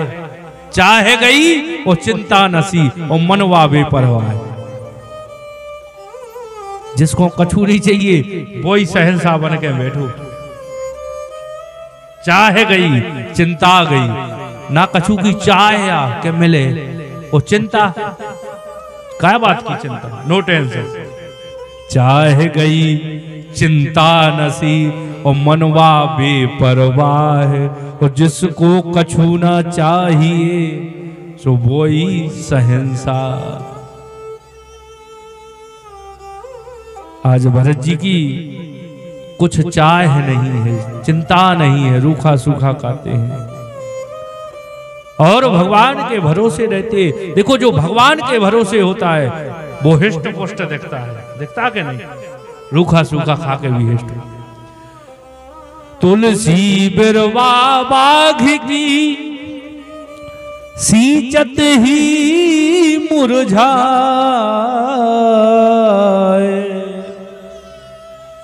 घर में अगर कोई पेड़ लगाते हैं ना तो उस पेड़ को सुबह शाम पानी देते, खाद देते, लेकिन फिर भी मुरझा जाता है। तुलसीदास जी कहते हैं जो भगवान के भरोसे जंगल में पेड़ लगे हैं, जंगल में पहाड़ों पे, उन पे कौन उनको पानी देने जाता? कोई जाता है पानी देने? तो तुलसी बिरवा बाघ की सींचत ही मुरझाए, और राम भरोसे जो रहे पर्वत पे हरे आए। जिसको भगवान का भरोसा होता है वो रूखा सूखा खा के भी तंदुरुस्त है। महाराज आज जड़ भरत की भाइयों ने कहा कि जाओ जाके खेत पे रहना, खेत पे जाके खेत के पशुओं को रखाना, हमारा खेत ना खा जाए, चिड़ियों को रखाना। लेकिन भरत जी बुला बुला के कहते हैं क्या? राम जी की चिड़िया और राम जी को खेत, ओ खा लो री चिड़िया भर भर पेट। हरे कृष्ण जी की गैया और कृष्ण जी को खेत, ओ खा लो री गौएं भर भर पेट। जब भरत जी के भैया ने देखा बोले अरे ये तो फसल भी खिलाने लग गया। अरे भैया ये तो कैसा आदमी है? बोले जाओ तुम खेत से दूर रहा करो, आज पानी देना है खेत में जाके बरौ बना दो। भरत जी बोले अगर आज बरौ बना दो तो कल से ड्यूटी लगे, तो खेत में जाके कुआं खोद दो। है भगा उसको। बोले ये तो कुछ जानता ही नहीं है, ये तो वास्तव में जड़ है, मूर्ख है। विद्वान है भरत जी लेकिन कभी कहा नहीं है। आज एक चोरों के सरदार ने काली मैया से कहा कि हमारे यहाँ पुत्र होगा तो हम नर बलि देंगे। सरदार के यहाँ जब संतान हो गई तो बोले नर की बलि देना है, जाओ किसी मनुष्य को देखो। सो भरत जी खेत पे बैठे थे, भरत जी को लेवा गए, चोर पकड़ ले गए। बोले हमारे साथ चलो। भरत जी बोले चलो, चोरों के साथ में चले गए। क्यों? कि कछु लेना ना देना मगन रहना। भगवान के भजन में मस्त रहते, ना कछु लेना है ना देना है। चोर बोले हमारे साथ चलो। बोले चलो। चोरों के साथ में भरत जी गए और भरत जी को सुंदर स्नान कराया। बोले नहा लो। भरत जी बोले नहा लो। चोरों ने नहा दिया। बोले नए कपड़ा पहन लो। बोले पहना दो। बोले अब मिठाई खाओ। भरत जी बोले खिला दो। अब बोले मरने को तैयार हो जाओ। भरत जी बोले मार दो। क्यों? मारने वाला है भगवान, वो बचाने वाला है भगवान। भरत जी बोले, चोर बोले मरने को तैयार हो जाओ। भरत जी बोले मार दो। और जैसे ही उस जल्लाद ने भरत जी को बलि देने के लिए जैसे ही अपनी तलवार को निकाला है, तो जो भद्रकाली मैया थी उन्होंने देखा कि एक सच्चा भक्त मेरे दरवाजे में बलि के ऊपर चला जाएगा। भद्रकाली से रहा नहीं गया और मूर्ति को तोड़ के भद्रकाली प्रकट हो गई। बोलो जगत जननी दुर्गा महारानी की।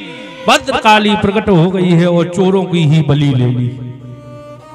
भरत जी को छोड़ दिया है और चोरों को ही मार दिया। भरत जी जाके माता के चरणों में गिर गए। आज भद्रकाली बोली क्यों भरत, अगर मैं नहीं आती तो तेरे प्राण आज कौन बचाता। भरत जी बोले अरे ऐसा कौन सा लाल हो गया कि माता के होते हुए जिसके पुत्र के प्राण चले जाए। और भरत जी भद्रकाली के चरणों में गिर के प्रणाम करने लगते हैं। भरत जी वापस आते हैं अपने खेत पर। एक रहुगण नाम का राजा जा रहा था। अपनी पालकी में 4 कहार लगे रहुगण नाम का राजा जा रहा है। एक कहार बीमार पड़ गया। बोले किसी को भी पकड़ दो, जो मिल जाए, सब हमारा राज्य है। भरत जी बैठे हुए थे। बोले इधर आओ। भरत जी बोले क्या है? बोले पालकी में लग जाओ। भरत जी लग गए। अब पालकी चलने लगी और जब चले पालकी तो भरत जी को अगर कहीं चींटी दिख जाए, चिंटा दिख जाए, तो भरत जी जैसे ही छलांग लगाए, तो जब छलांग लगाए तो पालकी में बैठने वाले का क्या हाल हुई। उसकी राजा की सिर फिर से पालकी के ऊपर घले। राजा ने सोचा शायद धोखे से हो गया होगा। फिर जैसे ही भरत जी को चींटी दिखे, भरत जी फिर एक छलांग लगाए, फिर राजा का सिर घले बढ़ा। राजा बोला क्यों, तुमको अच्छे से चलना नहीं आता है? तो जब देखा राजा ने कि बहुत मोटा ताजा है, तो राजा क्या बोला? बोला बहुत दुबले पतले हो ना, कई दिन से खाने को नहीं मिला है, तुम्हें हम सजा देंगे। आज भरत जी सोच रहे कि मैं जीवन में नहीं बोला, आज बोलना पड़ेगा। और आज भरत जी पहली बार बोले, और ऐसा बोले कि रहुगण राजा उनका चेला बन गया। बोले राजन तुम किसको सजा दोगे? इस शरीर को?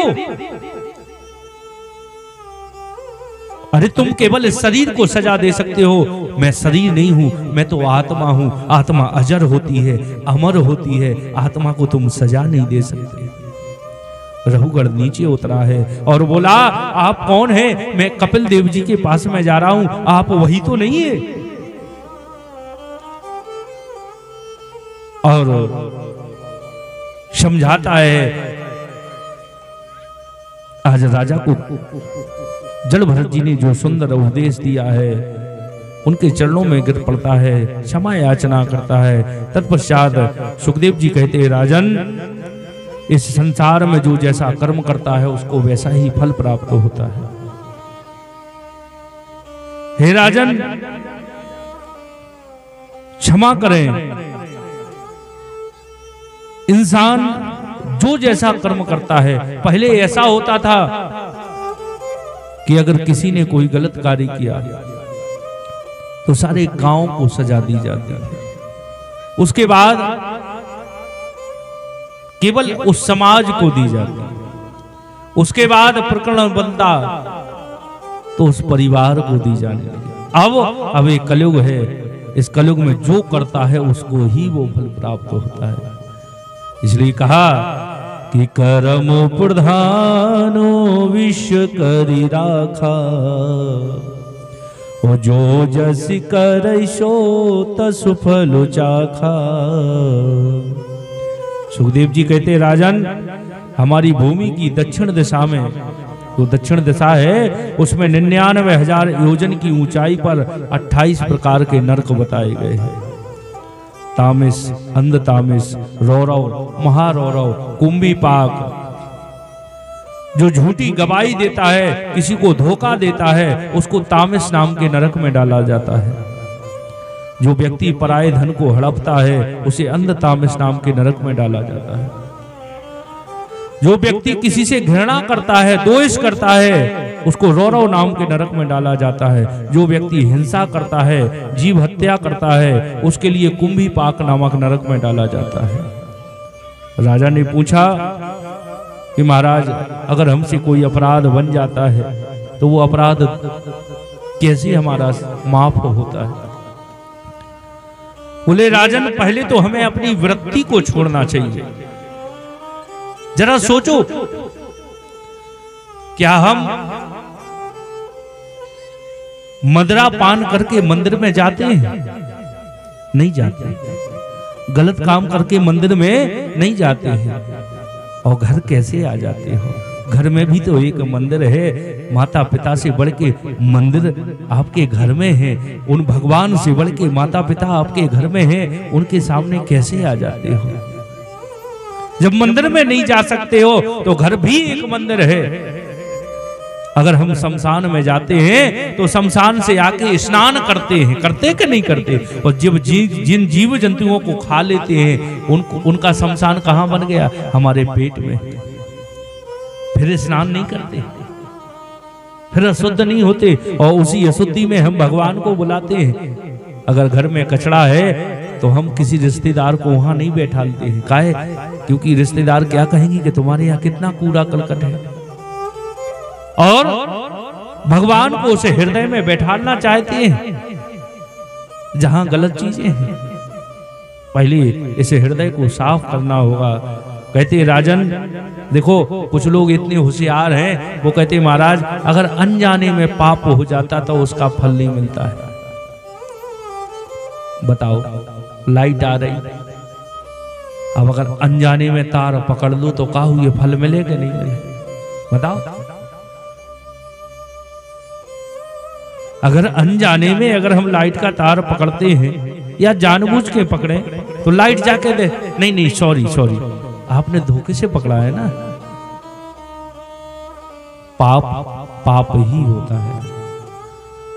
इसलिए सुखदेव जी कहते हैं राजन, जो आपने पाप किया उसका प्रायश्चित करना पड़ता है। और प्रायश्चित क्या है? बोले प्रायश्चित ही ये है। और प्रायश्चित कैसे होता है? बोले राजन, हमें 5 यज्ञ प्रतिदिन करना चाहिए, 5 यज्ञ रोज करना चाहिए। क्या?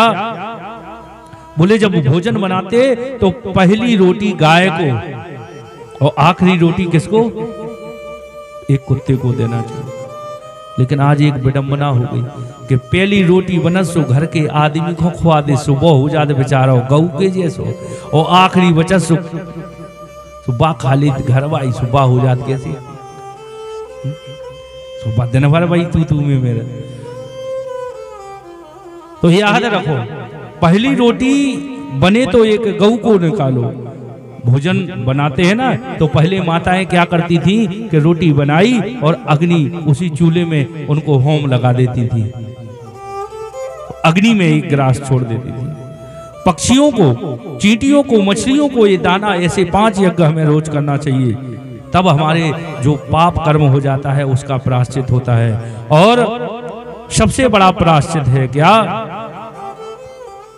सबसे बड़ा प्रायश्चित है कर्मणा कर्म निहारो। कोई भी अगर कर्म किया है तो ईश्वर के नाम में इतनी ताकत है। क्या? बोले के चित केवल या भक्त्या वासुदेव परायण अधम धुनवंते कान शन ऐन निहार में वो भाष करह। केचित केवल या भक्त्या वासुदेव परायण। कितना भी बड़ा से बड़ा पाप अगर हमसे हो जाए तो भगवान के नाम में इतनी ताकत है कि उस नाम से हम भव से पार हो सकते हैं।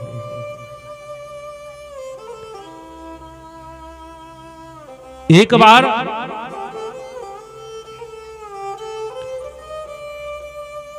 दो भाई थे और दो भाई में एक भाई भगवान को मानता, संतों को मानता, ब्राह्मणों को मानता, और दूसरा भाई गालियां देता, नहीं मानता, नास्तिक था। एक दिन की बात के कुछ संत लोग आए।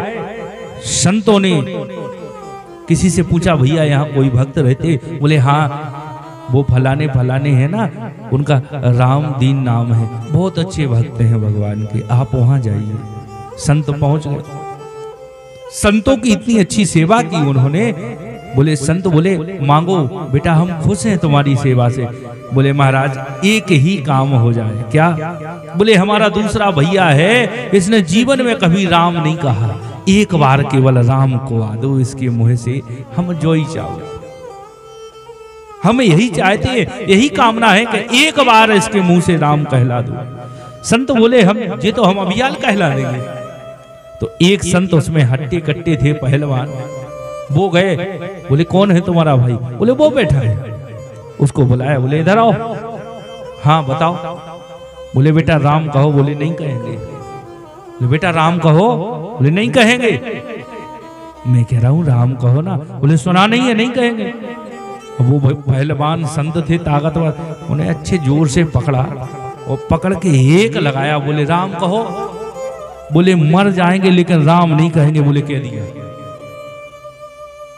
कह दिया कि मर जाएंगे लेकिन राम नहीं कहेंगे, कह दिया। संत बोले चलो ठीक है, हमारी जो कहना था, परिश्रम था, पूर्ण हुआ। संत चले गए। कुछ दिनों बाद वो मर गया। जब मर गया, यमराज के पास में पहुंचा। यमदूतों ने जब उसका खाता खोल के दिखाया, बोले महाराज इसने जीवन भर केवल पाप ही पाप किया। बोले पुण्य किया? बोले कुछ भी नहीं किया। क्या किया? बोले एक बार राम किया, केवल एक बार राम कहा है। कैसे कहा? बोले इच्छा से नहीं, बोले जबरदस्ती। जबरदस्ती? बोले अच्छा। यमराज सोच में पड़ गए कि एक बार राम कहा, बोले जबरदस्ती। उस एक बार राम कहने का फल क्या दे दे हम, हमें तो पता ही नहीं है कि एक बार जिसने केवल जीवन में राम कहा उसका फल क्या होता है। बोले चलो ब्रह्मा जी से पूछते हैं। ब्रह्मा जी के पास में गए, उस जीव आत्मा को ले गए और जाके पूछा, महाराज इस जीव आत्मा ने जीवन भर पाप किया है, केवल एक बार राम कहा। बोले जबरदस्ती कहा। ब्रह्मा जी बोले एक बार राम का फल तो हमें भी मालूम नहीं है कि जीवन में एक ही बेर कही हुई को का फल है। बोले भगवान शंकर के पास में चलो। भगवान शंकर जो राम राम दिन और रात रटते रहते हैं, उनसे जाके पूछते हैं। ब्रह्मा यमराज शंकर जी के पास में पहुंचे और वो जीव आत्मा बोले महाराज प्रणाम है आपको। इस जीव आत्मा ने केवल एक ही बार ही जीवन में राम कहा है, इसको क्या फल मिलेगा? शंकर जी बोले हमें भी पता नहीं। बोले चलो भगवान विष्णु से पूछते हैं। जीव आत्मा बोली देखो अब हम नहीं जाएंगे। क्यों? बोले हम तो थक गए चलते चलते। शंकर जी बोले भैया अब क्या करो जाए? बोले भैया डोला मंगा है। जीव आत्मा बोली मंगा। एक साइड डोला में शंकर जी लग गए, एक साइड ब्रह्मा जी। बोले चलो अपन को तो मालूम करने के एक बार राम को का फल होंगे। उस जीव आत्मा को बैठा ला और लेके भगवान विष्णु के पास पहुंचे। प्रभु बोले इस जीव आत्मा ने जीवन भर केवल पाप ही पाप किया। एक बार राम कहा, बोले जबरदस्ती इसका फल क्या होता। भगवान विष्णु मुस्कुराए और बोले सुनो, जो आत्मा स्वर्ग और नरक से घूमते घूमते ब्रह्मलोक शिवलोक अब वैकुंठ में आ गई, एक बार राम का फल और इससे बड़ा क्या हो सकता है। जिसके शंकर और ब्रह्मा जिसके पालकी में ले जाने वाले लगे हों, ये राम के नाम की महिमा है साहब, ऐसे राम नाम की महिमा है। बोलो राम नाम सरकार की जय। तो महाराज सबसे बड़ा अगर हमसे कोई से भी कोई पाप बन जाता है तो भगवान के नाम में इतनी ताकत है। सुखदेव जी कहते हैं एक ऐसे ही अजामिल नाम के पंडित जी थे। वह पंडित जी एक बार हवन करने के लिए समिधा लेने को गए और समिधा लेने को गए पंडित जी, तो एक पुरुष को एक स्त्री के साथ देखा है और इनके मन के अंदर विचार बदल गए। देखो काम प्रवेश होता है आंख से और कान से। आंख से ना गलत देखो ना कानों से गलत सुनो। आज अजामिल नाम के पंडित जी जो विद्वान हैं, बड़े मित्रभाषी हैं, आज एक स्त्री को एक पुरुष के साथ देख के और उनके विचार बदल गए और उस स्त्री को उस वैश्या को अपने घर ले आते हैं। हवन पूजन छोड़ दिया है, भगवान का पाठ छोड़ दिया। ये नहीं है कि वो पंडित जी हैं तो वो उनका कुछ नहीं होगा, नहीं, यही है कि ऊंच निवास नीच कर तूती। बड़े हैं लेकिन कर्म कैसा है। और आज अजामिल नाम के पंडित जी जो थे वो अजामिल नाम के डाकू बन गए। कहां पंडित जी थे कहां डाकू बन गए। कुछ संत लोग आए हैं और संतों ने जब पूछा है किसी से कि भैया यहाँ कोई पंडित जी रहते, हमें वहां रुकना है, ठाकुर जी को भोग लगाएंगे। पूछा तो कुछ गांव में लोग होते ना, कुछ एस्ट्री बोलने वाले होते ना, हर गांव में होते। एक बार क्या हुआ, एक शहजादे घूमने को निकले। कौन? शहजादे घूमने जा रहे थे। शहजादे को प्यास लगाई तो बेचारे शहजादे कुएं के पास में पहुंचे और कुएं के पास में एक गांव का कोई लड़का था। बोले ए इधर आओ। क्या है? बोले हमको पानी पीना है, कुएं से पानी निकाल के पानी भरो। बोले आपकी तारीफ कौन है? बोले हम शहजादे हैं। बोले तुम शहजादे हो तो हम पानी भर के क्यों पिए? तुम पी लो ना भर के। बोले फिर हम शहजादे कैसे हो? बोले तो और किसी को देखो। बोले दूसरा आता होगा उससे पूछो। इतने में दूसरा आया, बोले पानी पिलाओ हमें भर के। बोले कौन है आप? बोले हम नवाबजादे हैं। तो बोले भैया आप शहजादे हम नवाबजादे, तो हम दोनों भी नहीं पिएंगे। तीसरे को देखो तो गांव का वही लड़का वहां से घूमते हुए निकला। बोले इधर आओ। दोनों ने बुलाया। क्या बात है? बोले पानी भरो, कुएं से पानी भर के निकालो, हमको पिलाओ। बोले आपकी तारीफ? बोले हम शहजादे हैं। आप? बोले नवाबजादे। तो बोले हम ही मिले क्या, हम तुमको पानी पिलाएं? बोले क्यों, आप कौन है? बोले हम गांव के हरामजादे, या हम सोई नहीं पिया है। ऐसे भी कछु गांव में हो। संतों ने पूछा कि कोई अच्छे ब्राह्मण का घर बताओ। बोले अच्छे ब्राह्मण है हीरा कैसे, चले जाओ बिल्कुल सीधो घर है। अजामिल के घर पहुंचा दिया। उसके घर में जो वेश्या थी उसने संतों को देखा है, हाथ जोड़ दिए। बोले मेरे मैया ने कहा है कि संतों से झूठ मत बोलना। पंडित जी मैं वेश्या हूं लेकिन वो पंडित है, मैं आपसे झूठ नहीं कह रही हूँ। संत बोले चलो और कहीं चलते हैं। बोले नहीं नहीं नहीं, आप एक काम कीजिए, हमने सुना है कि बिन हरि कृपा ना मिले हैं संता। अब मोहे भा भरोसे हनुमंता, और बिन हरि कृपा मिले ही नहीं संता। अरे हमारे ऊपर भगवान की कृपा हुई है कि आप आए हैं। आप बनिए की दुकान से राशन ले लीजिए, प्रसादी बनाइए। संत लोग रुक गए, भोजन बनाया है। प्रातः काल जैसे ही वो अजामिल आया है। अजामिल से कहा कि भोजन कराया है तो दक्षिणा दोगे, जब दक्षिणा दोगे जब ही पूर्ति होगी। बोले ये कहो कि हमने आपका लोटा सोटा नहीं छुड़ाया। अरे हम तो डाकू हैं, तुम्हारा भी छुड़ा लेते। बोले भूतों से ही पूत मांग रहे हो। अजामिल बोला, बोले हमें धन नहीं चाहिए। संत बोले क्या चाहिए? बोले अगर कुछ देना है तो तुम्हारे जो पत्नी के यहाँ गर्भ है, जो संतान होगी उसका नाम नारायण रख देना, यही हमारी दक्षिणा होगी। संत तो चले गए।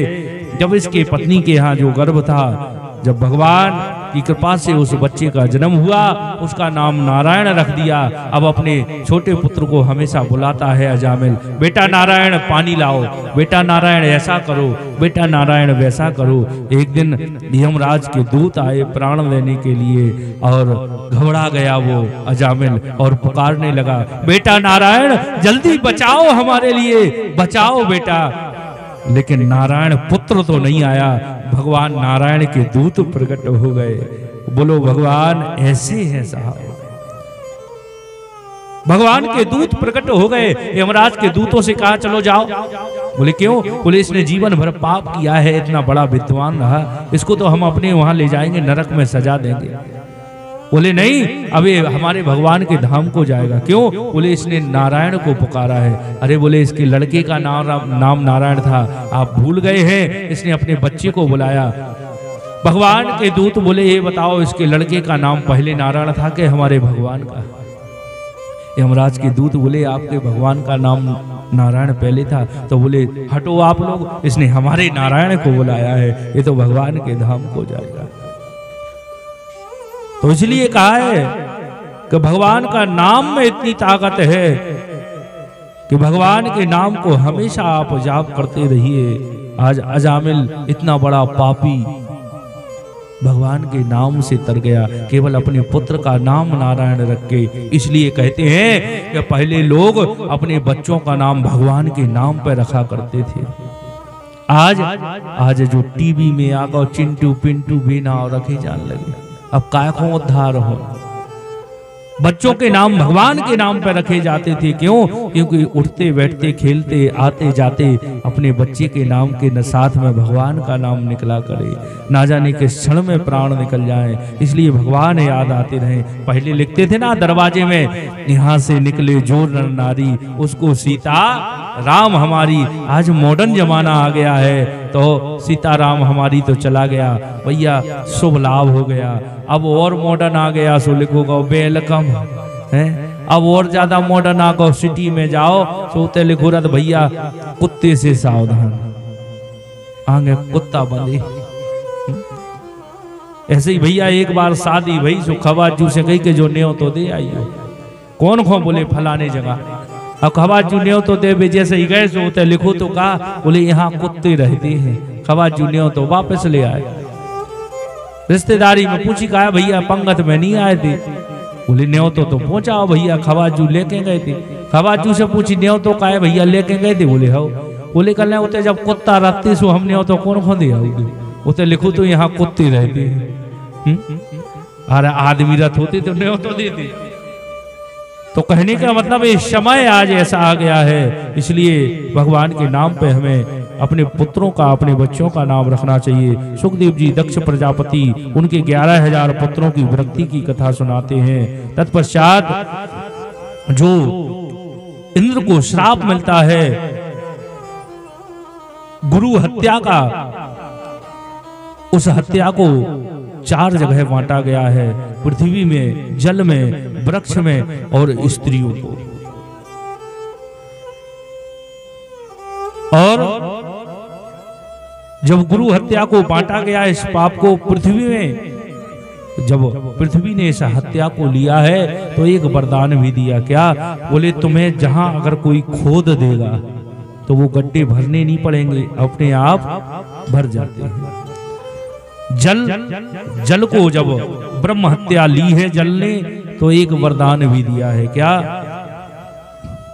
जो जल में आपने देखा होगा कि जो फैन बनता है वो ब्रह्म हत्या है। और वृक्ष में जो गोंद होती है ना, ये ब्रह्म हत्या है। स्त्रियों में जो रजो धर्म होता है, मासिक धर्म, ये ब्रह्म हत्या है। और वरदान दिया कि इससे तुम्हारा जो शरीर है वो पवित्र होता है और वंश वृद्धि के लिए ऐसे ब्रह्म हत्या को 4 जगह बांटा गया है। और तत्पश्चात तुष्टा मुनि ने जब यज्ञ किया है और वृत्तासुर को उत्पन्न किया है इंद्र को मारने के लिए, तो मंत्र में त्रुटि हो गई, इसलिए इंद्र को मारने की जगह इंद्र से मरने वाला पुत्र उत्पन्न हुआ है। वृत्तासुर पूर्व जन्म की कथा श्रवण कराते हैं। चित्रकेतु नाम का राजा था, उसकी कथा को श्रवण कराते हैं। तत्पश्चात 49 प्रकार की जो हवा चलती है, ये जो हवा चलती है ना, ये कितने प्रकार की है? 49 प्रकार की हवा चलती है। ये केवल एक ही बार चली है। कब? जब हनुमान जी ने लंका में आगी लगाई थी। चले मनुत 49 अट्ठहास, कभी गर्जा कभी बड़ लाग आकाश। जब ये 49 प्रकार की हवा चली तो 49 प्रकार के मरुदगण हैं, उनकी कथा को श्रवण कराते हैं। तत्पश्चात सुखदेव जी महाराज कहते हैं कि हे राजन, जो आपने हिरण्याकश्यप की कथा को सुना, उसका जो भैया है हिरण्याक्ष का, जिसका नाम है हिरण्याकश्यप, और जब भगवान ने हिरण्याक्ष का वध किया है, वो भगवान की तपस्या करने को जाता है और तपस्या करके आता है। तत्पश्चात देखो, राक्षसों में एक अच्छी बात होती है, ताकत कम और गुस्सा ज्यादा, ये लक्षण है पिटने के। ताकत कम है और गुस्सा ज्यादा है, तो ताकत कम गुस्सा ज्यादा ये लक्षण है पिटने के। और आमद कम और खर्चा ज्यादा, ये लक्षण है मिटने के। तो राक्षस लोग पहले लड़ते नहीं हैं। उसने देखा कि हमारा भैया का वध हो गया, मारा गया है, तो हिरण्याकश्यप पहले कहाँ गया? पहले गया भगवान की भक्ति करने। भगवान की भक्ति की और भगवान की भक्ति से मिली शक्ति। भगवान की भक्ति से क्या मिली? शक्ति। और जब शक्ति आ गई फिर की जबरदस्ती। तो हिरण्याकश्यप जब भगवान की तपस्या करने गया, उसी समय उसकी पत्नी, जिसका नाम है कयाधु, कयाधु को नारद जी ले गए, क्योंकि इंद्र कयाधु को मारना चाहता था, क्योंकि इसके यहाँ और राक्षस होंगे और राक्षस होंगे तो हमें सताएंगे, तो हम इसको मार देंगे। नारद जी कयाधु को ले जाते हैं और कयाधु के गर्भ में भगवान का भक्त था, जिसका नाम था प्रहलाद।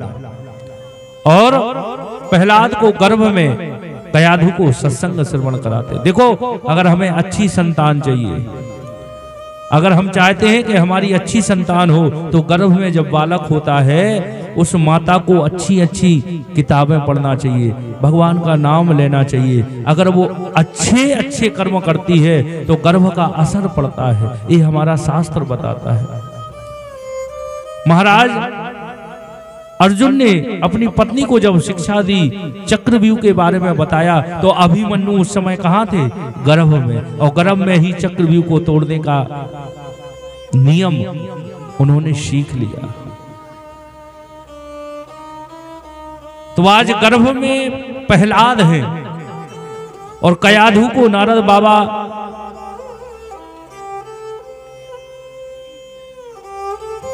सुना रहे हैं, कथा सुना रहे हैं। और उस कथा का ऐसा असर हुआ कि जब हिरण्याकश्यप आया है तपस्या करके, और आज उसका जन्म हुआ है प्रहलाद का। प्रहलाद को विद्यालय में भेजा है पढ़ने के लिए, और प्रहलाद जी ने क्या पढ़ा है? प्रहलाद जी ने 9 प्रकार की भक्ति को पढ़ा है। श्रवणं कीर्तनं विष्णो स्मरणं पाद सेवनम् अर्चनम बंदनम दास्यम सख्यात्मनिवेदनम। बताते हैं पिताजी, मैंने 9 प्रकार की भक्ति को पढ़ा है। भगवान की कथा को श्रवण करना चाहिए। श्रवणम कीर्तनम, कीर्तन करना चाहिए। भगवान का स्मरण करना चाहिए। पहली भक्ति है स्मरण। भगवान की कथा को सुनो। बाबा तुलसीदास जी ने कहा है प्रथम भगत संतन कर संगा, संतों का संग करो। लेकिन व्यास जी ने प्रथम भगत को क्या कह दिया कि संतों का संग तो करोगे, लेकिन संत का मालूम कैसे मिल जाए। इसलिए पहली भक्ति क्या कहा, बोले श्रवणम, केवल सुनो। अगर संत अगर नकली होगा तो कथा तो नकली दी हुई है, कथा तो असली ही सुनाएगा। आज जब हिरण्याकश्यप ने पूछा है और बताया है, हिरण्याकश्यप को बताया है कि पिताजी मैंने 9 प्रकार की भक्ति को सीखा है। हिरण्याकश्यप बोला, अरे नारायण मेरा दुश्मन हो, नारायण की भक्ति को सीख रहा है। विद्यालय के आचार्यों को बुलाया जो शुक्राचार्य के पुत्र हैं, संडामर को, उनसे कहा क्यों तुम हमारे पुत्र को उस विष्णु के बारे में बताते हो, उसकी भक्ति सिखाते हो? तुम्हें पता नहीं है कि सारे जगह अगर पूजा होती तो हिरण्याकश्यप की होती है, यज्ञ होता है तो हमारा होता है। विद्यालय का नाम भी है हिरण्याकश्यप विश्वविद्यालय। जहां नारायण का नाम अगर कोई लेता है तो तलवार से सर उसका अलग कर दिया जाता है।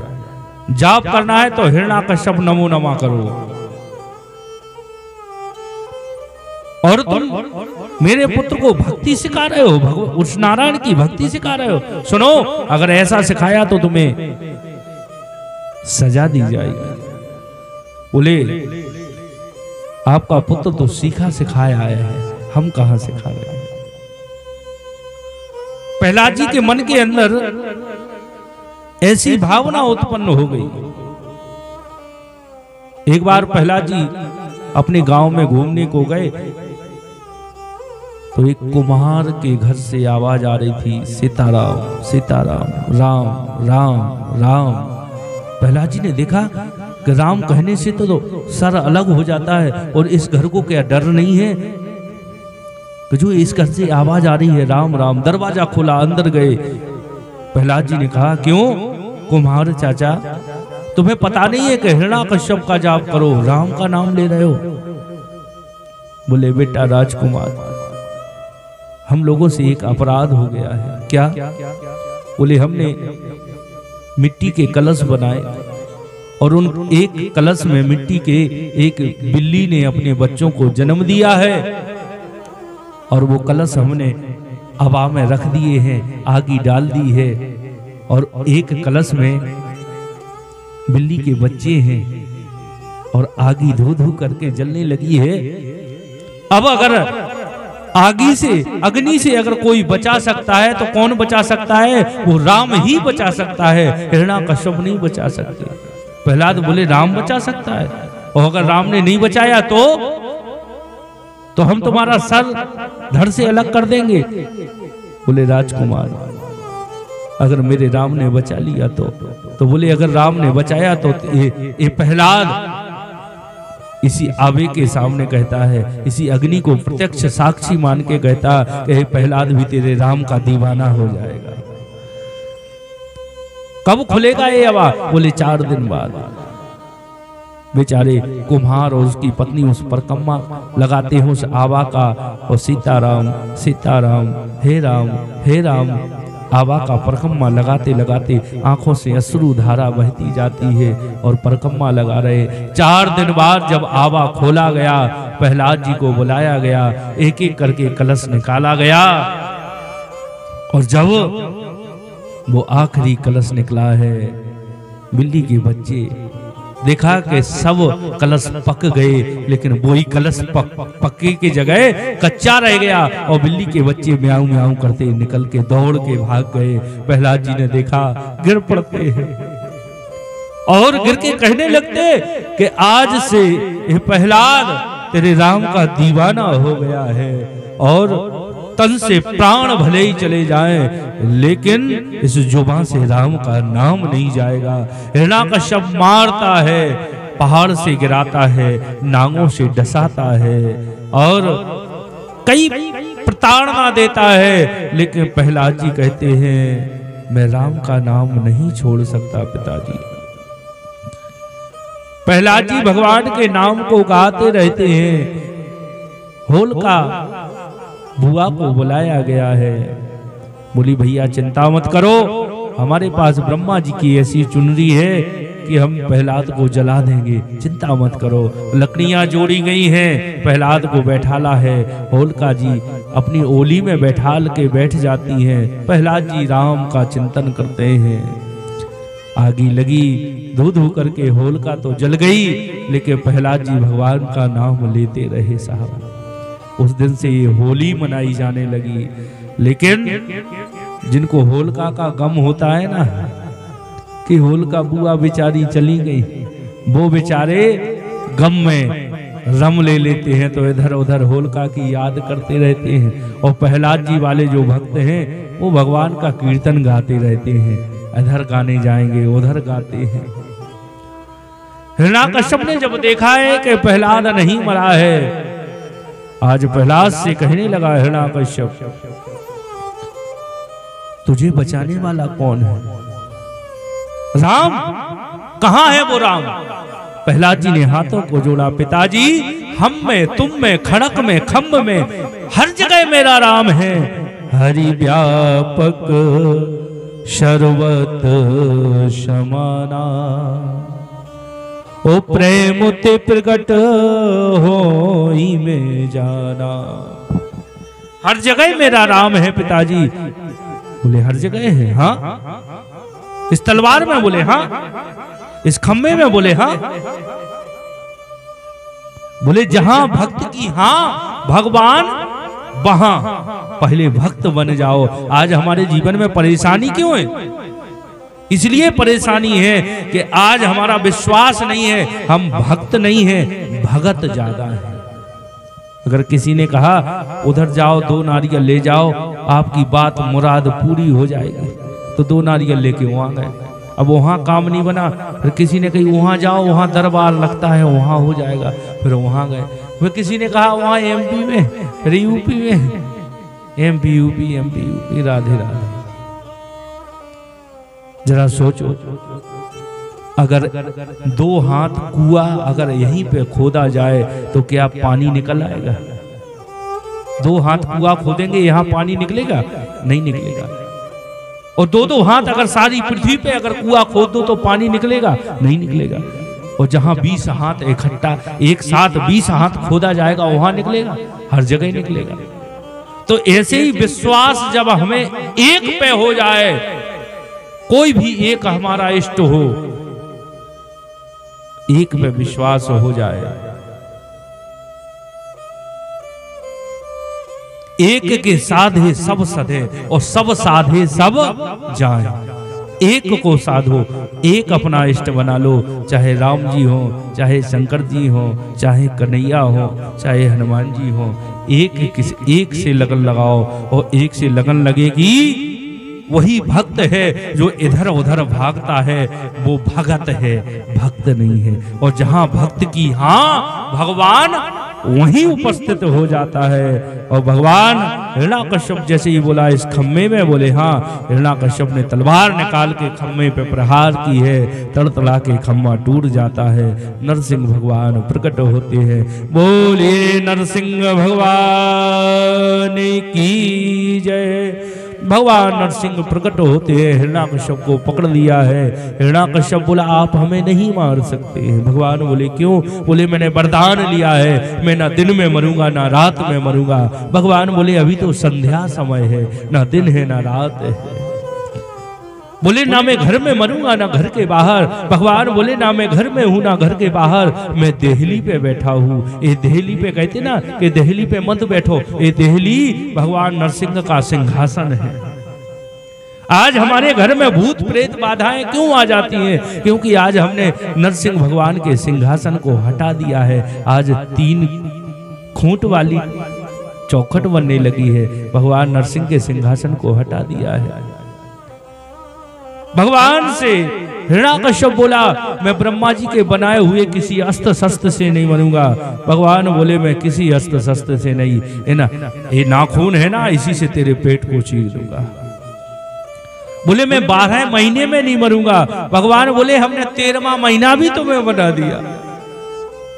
जो अधिक मास होता है लौण का महीना कहलाता है, पुरुषोत्तम मास। भगवान बोले मुझे तुझे 13वां महीना भी बना दिया। बोले मैं ब्रह्मा की बनाई किसी सृष्टि से नहीं बनूंगा। भगवान बोले सुन, ब्रह्मा को मैं बनाता हूं, ब्रह्मा मुझे नहीं बनाता। भगवान ने सारी वरदानों को उसके बताया है और भगवान ने जैसे ही हिरण्याकश्यप के छाती को विदीर्ण किया है, उसकी आंतों को निकाल के अपने गले में पहन लिया है। क्रोध में आंखें लाल लाल हैं भगवान की, कोई भगवान के पास में नहीं जाता है। प्रहलाद को पहुंचाया है और जब प्रहलाद गए ना तो भगवान की आंखों में आंसू आ गए। साहब इतने करुणावान भी हैं हमारे भगवान, जो क्रोध में लाल थे हिरण्याकश्यप को मारने के लिए। भक्त को देख के उनकी आंखों में आंसू आ गए और भगवान बोले क्या? बोले प्रभु प्यारे अंग कोमल है तुम्हारे, हाय असुर ने है मारे मम नाम गुण गाने में। के गिरते गिरायो पुनि जल में डुबायो, हाय अग्नि में जरायो राखी कसरना सताने में। तो हृदय से लिपटाए प्रभु बार बार, करुणा स्वरूप लगे करुणा दिखाने में। मंजुल मुखार बिंद चूम चूम प्रभु कहे क्या? कि क्षमा करो पुत्र हमें देर भई आने में। भगवान नरसिंह हाथ जोड़ के क्षमा मांगते हैं, बोले क्षमा करो पुत्र हमें देर भई आने में। तुम्हें उस राक्षस ने इतने कष्ट दिए, इतनी तकलीफ दी, हमें देर हो गई आने में, क्षमा कर दो मुझे। ऐसा भगवान आपको कहाँ मिलेगा कि जो भक्तों से हाथ जोड़ के क्षमा मांगता है। और हमारा धिक्कार है इस मनुष्य जीवन को, ऐसे सनातन धर्म में हमने जन्म लिया है और उसके बाद भी हमें भगवान से मिलने के लिए, भगवान का नाम लेने के लिए 2 मिनट का समय नहीं है। और जीवन में तकलीफ विपत्ति आती है तो हम इस दरवाजे जाते उस दरवाजे जाते। अरे साहब दुख में सुमरन सब करे, ओ सुख में करे ना कोई, और जो सुख में सुमरन करे तो दुख काहे खोए। हर समय भगवान को स्मरण करते रहो। तत्पश्चात भगवान प्रहलाद जी को वरदान दे के अंतर ध्यान होते हैं और आगे की कथा को हम कल श्रवण करेंगे। कल भगवान के जन्म की कथा को श्रवण करेंगे। भगवान के मर्यादा पुरुषोत्तम श्री राघवेंद्र सरकार के अवतरण की कथा को श्रवण करेंगे। लीला पुरुषोत्तम भगवान कृष्ण कन्हैया लाल लीला पुरुषोत्तम भगवान बांके बिहारी के जन्म की कथा को श्रवण करेंगे। ये हमारा सुंदर गांव भगवान का जन्मोत्सव गोकुल धाम अवध धाम यहीं प्रकट होगा। क्योंकि ये ध्यान रखो, ये हमारा शास्त्र कहता है कि जहाँ भगवान की कथा होती है ना, वहाँ गंगा यमुना सरस्वती सारे समुद्र तीर्थ सब आके भगवान की कथा सुनते हैं। ऐसा संतों का कहना है। और साहब ये तो विश्वास हमें होना चाहिए। देखो जरा सोचो, हम लोग बैठ जाते हैं ना तो भगवान की कथा में हमें ये होश नहीं रहता। देखो भगवान की कथा और संसार की व्यथा में यही अंतर है। अगर आपको एक अखबार दे दिया जाए पढ़ने के लिए कि आज का अखबार है, जरा आप ही बताना, सुबह अगर आपने अखबार पढ़ लिया दोपहर में हम फिर से दे दें कि आप इस अखबार को पढ़ोगे? नहीं पढ़ोगे। शाम को फिर दे दे कि भैया फिर पढ़ो, पढ़ोगे? नहीं पढ़ेंगे। महाराज अब तो ये खबर बासी हो गई, ताजी वाली का है। तो एक ये है संसार की व्यथा कि सुबह पढ़ ली शाम को बासी हो जाती है, और ये है रघुनाथ की कथा कि जन्म जन्मांतर से चली आ रही है, लेकिन फिर भी साहब ताजी की ताजी है। जितने बार सुनते हैं, जिसके भी मुख से सुनते हैं, हमेशा मीठे लागे भैया। इसलिए भगवान की कथा हमेशा श्रवण करते रहो और जीवन में याद रखो, अगर कष्टों से निवृत्ति चाहिए है तो भगवान को मत भुलाओ, उनके नाम को हमेशा गाते रहो। भगवान का नाम गान करते हैं, उसके बाद आरती का दर्शन करते हैं। श्री राम जय राम जय जय राम, श्री राम जय राम जय जय राम, श्री राम जय राम जय जय राम, श्री राम जय राम जय जय राम, श्री राम जय राम जय जय राम, श्री राम जय राम जय जय राम, श्री राम जय राम जय जय राम, श्री राम जय राम जय जय राम, राधे श्याम जय राधे श्याम, सीता राम जय राजा राम, श्री राम जय राम जय जय राम, श्री राम जय राम जय जय राम, दो अक्षर का प्यारा नाम, श्री राम जय जय राम, श्री राम जय जय राम, श्री राम जय जय राम, श्री राम जय जय राम, श्री राम जय जय राम। आप लोगों के मुंह से आवाज नहीं आ रही, आवाज आना चाहिए। राम जय जय राम, श्री राम जय राम। एक बार हम बोलेंगे, एक बार आप। श्री राम जय जय राम, श्री राम जय जय राम। बोलो श्री राम जय जय राम, श्री राम जय जय राम। पता नहीं है ये मनुष्य जीवन हमें फिर मिले कि नहीं मिले, कोई ठिकाना नहीं है। जरा सोचो, भगवान ने इतना सुंदर हमें मनुष्य का शरीर दिया, फिर भी हम कहते भगवान ने क्या दिया। अगर एक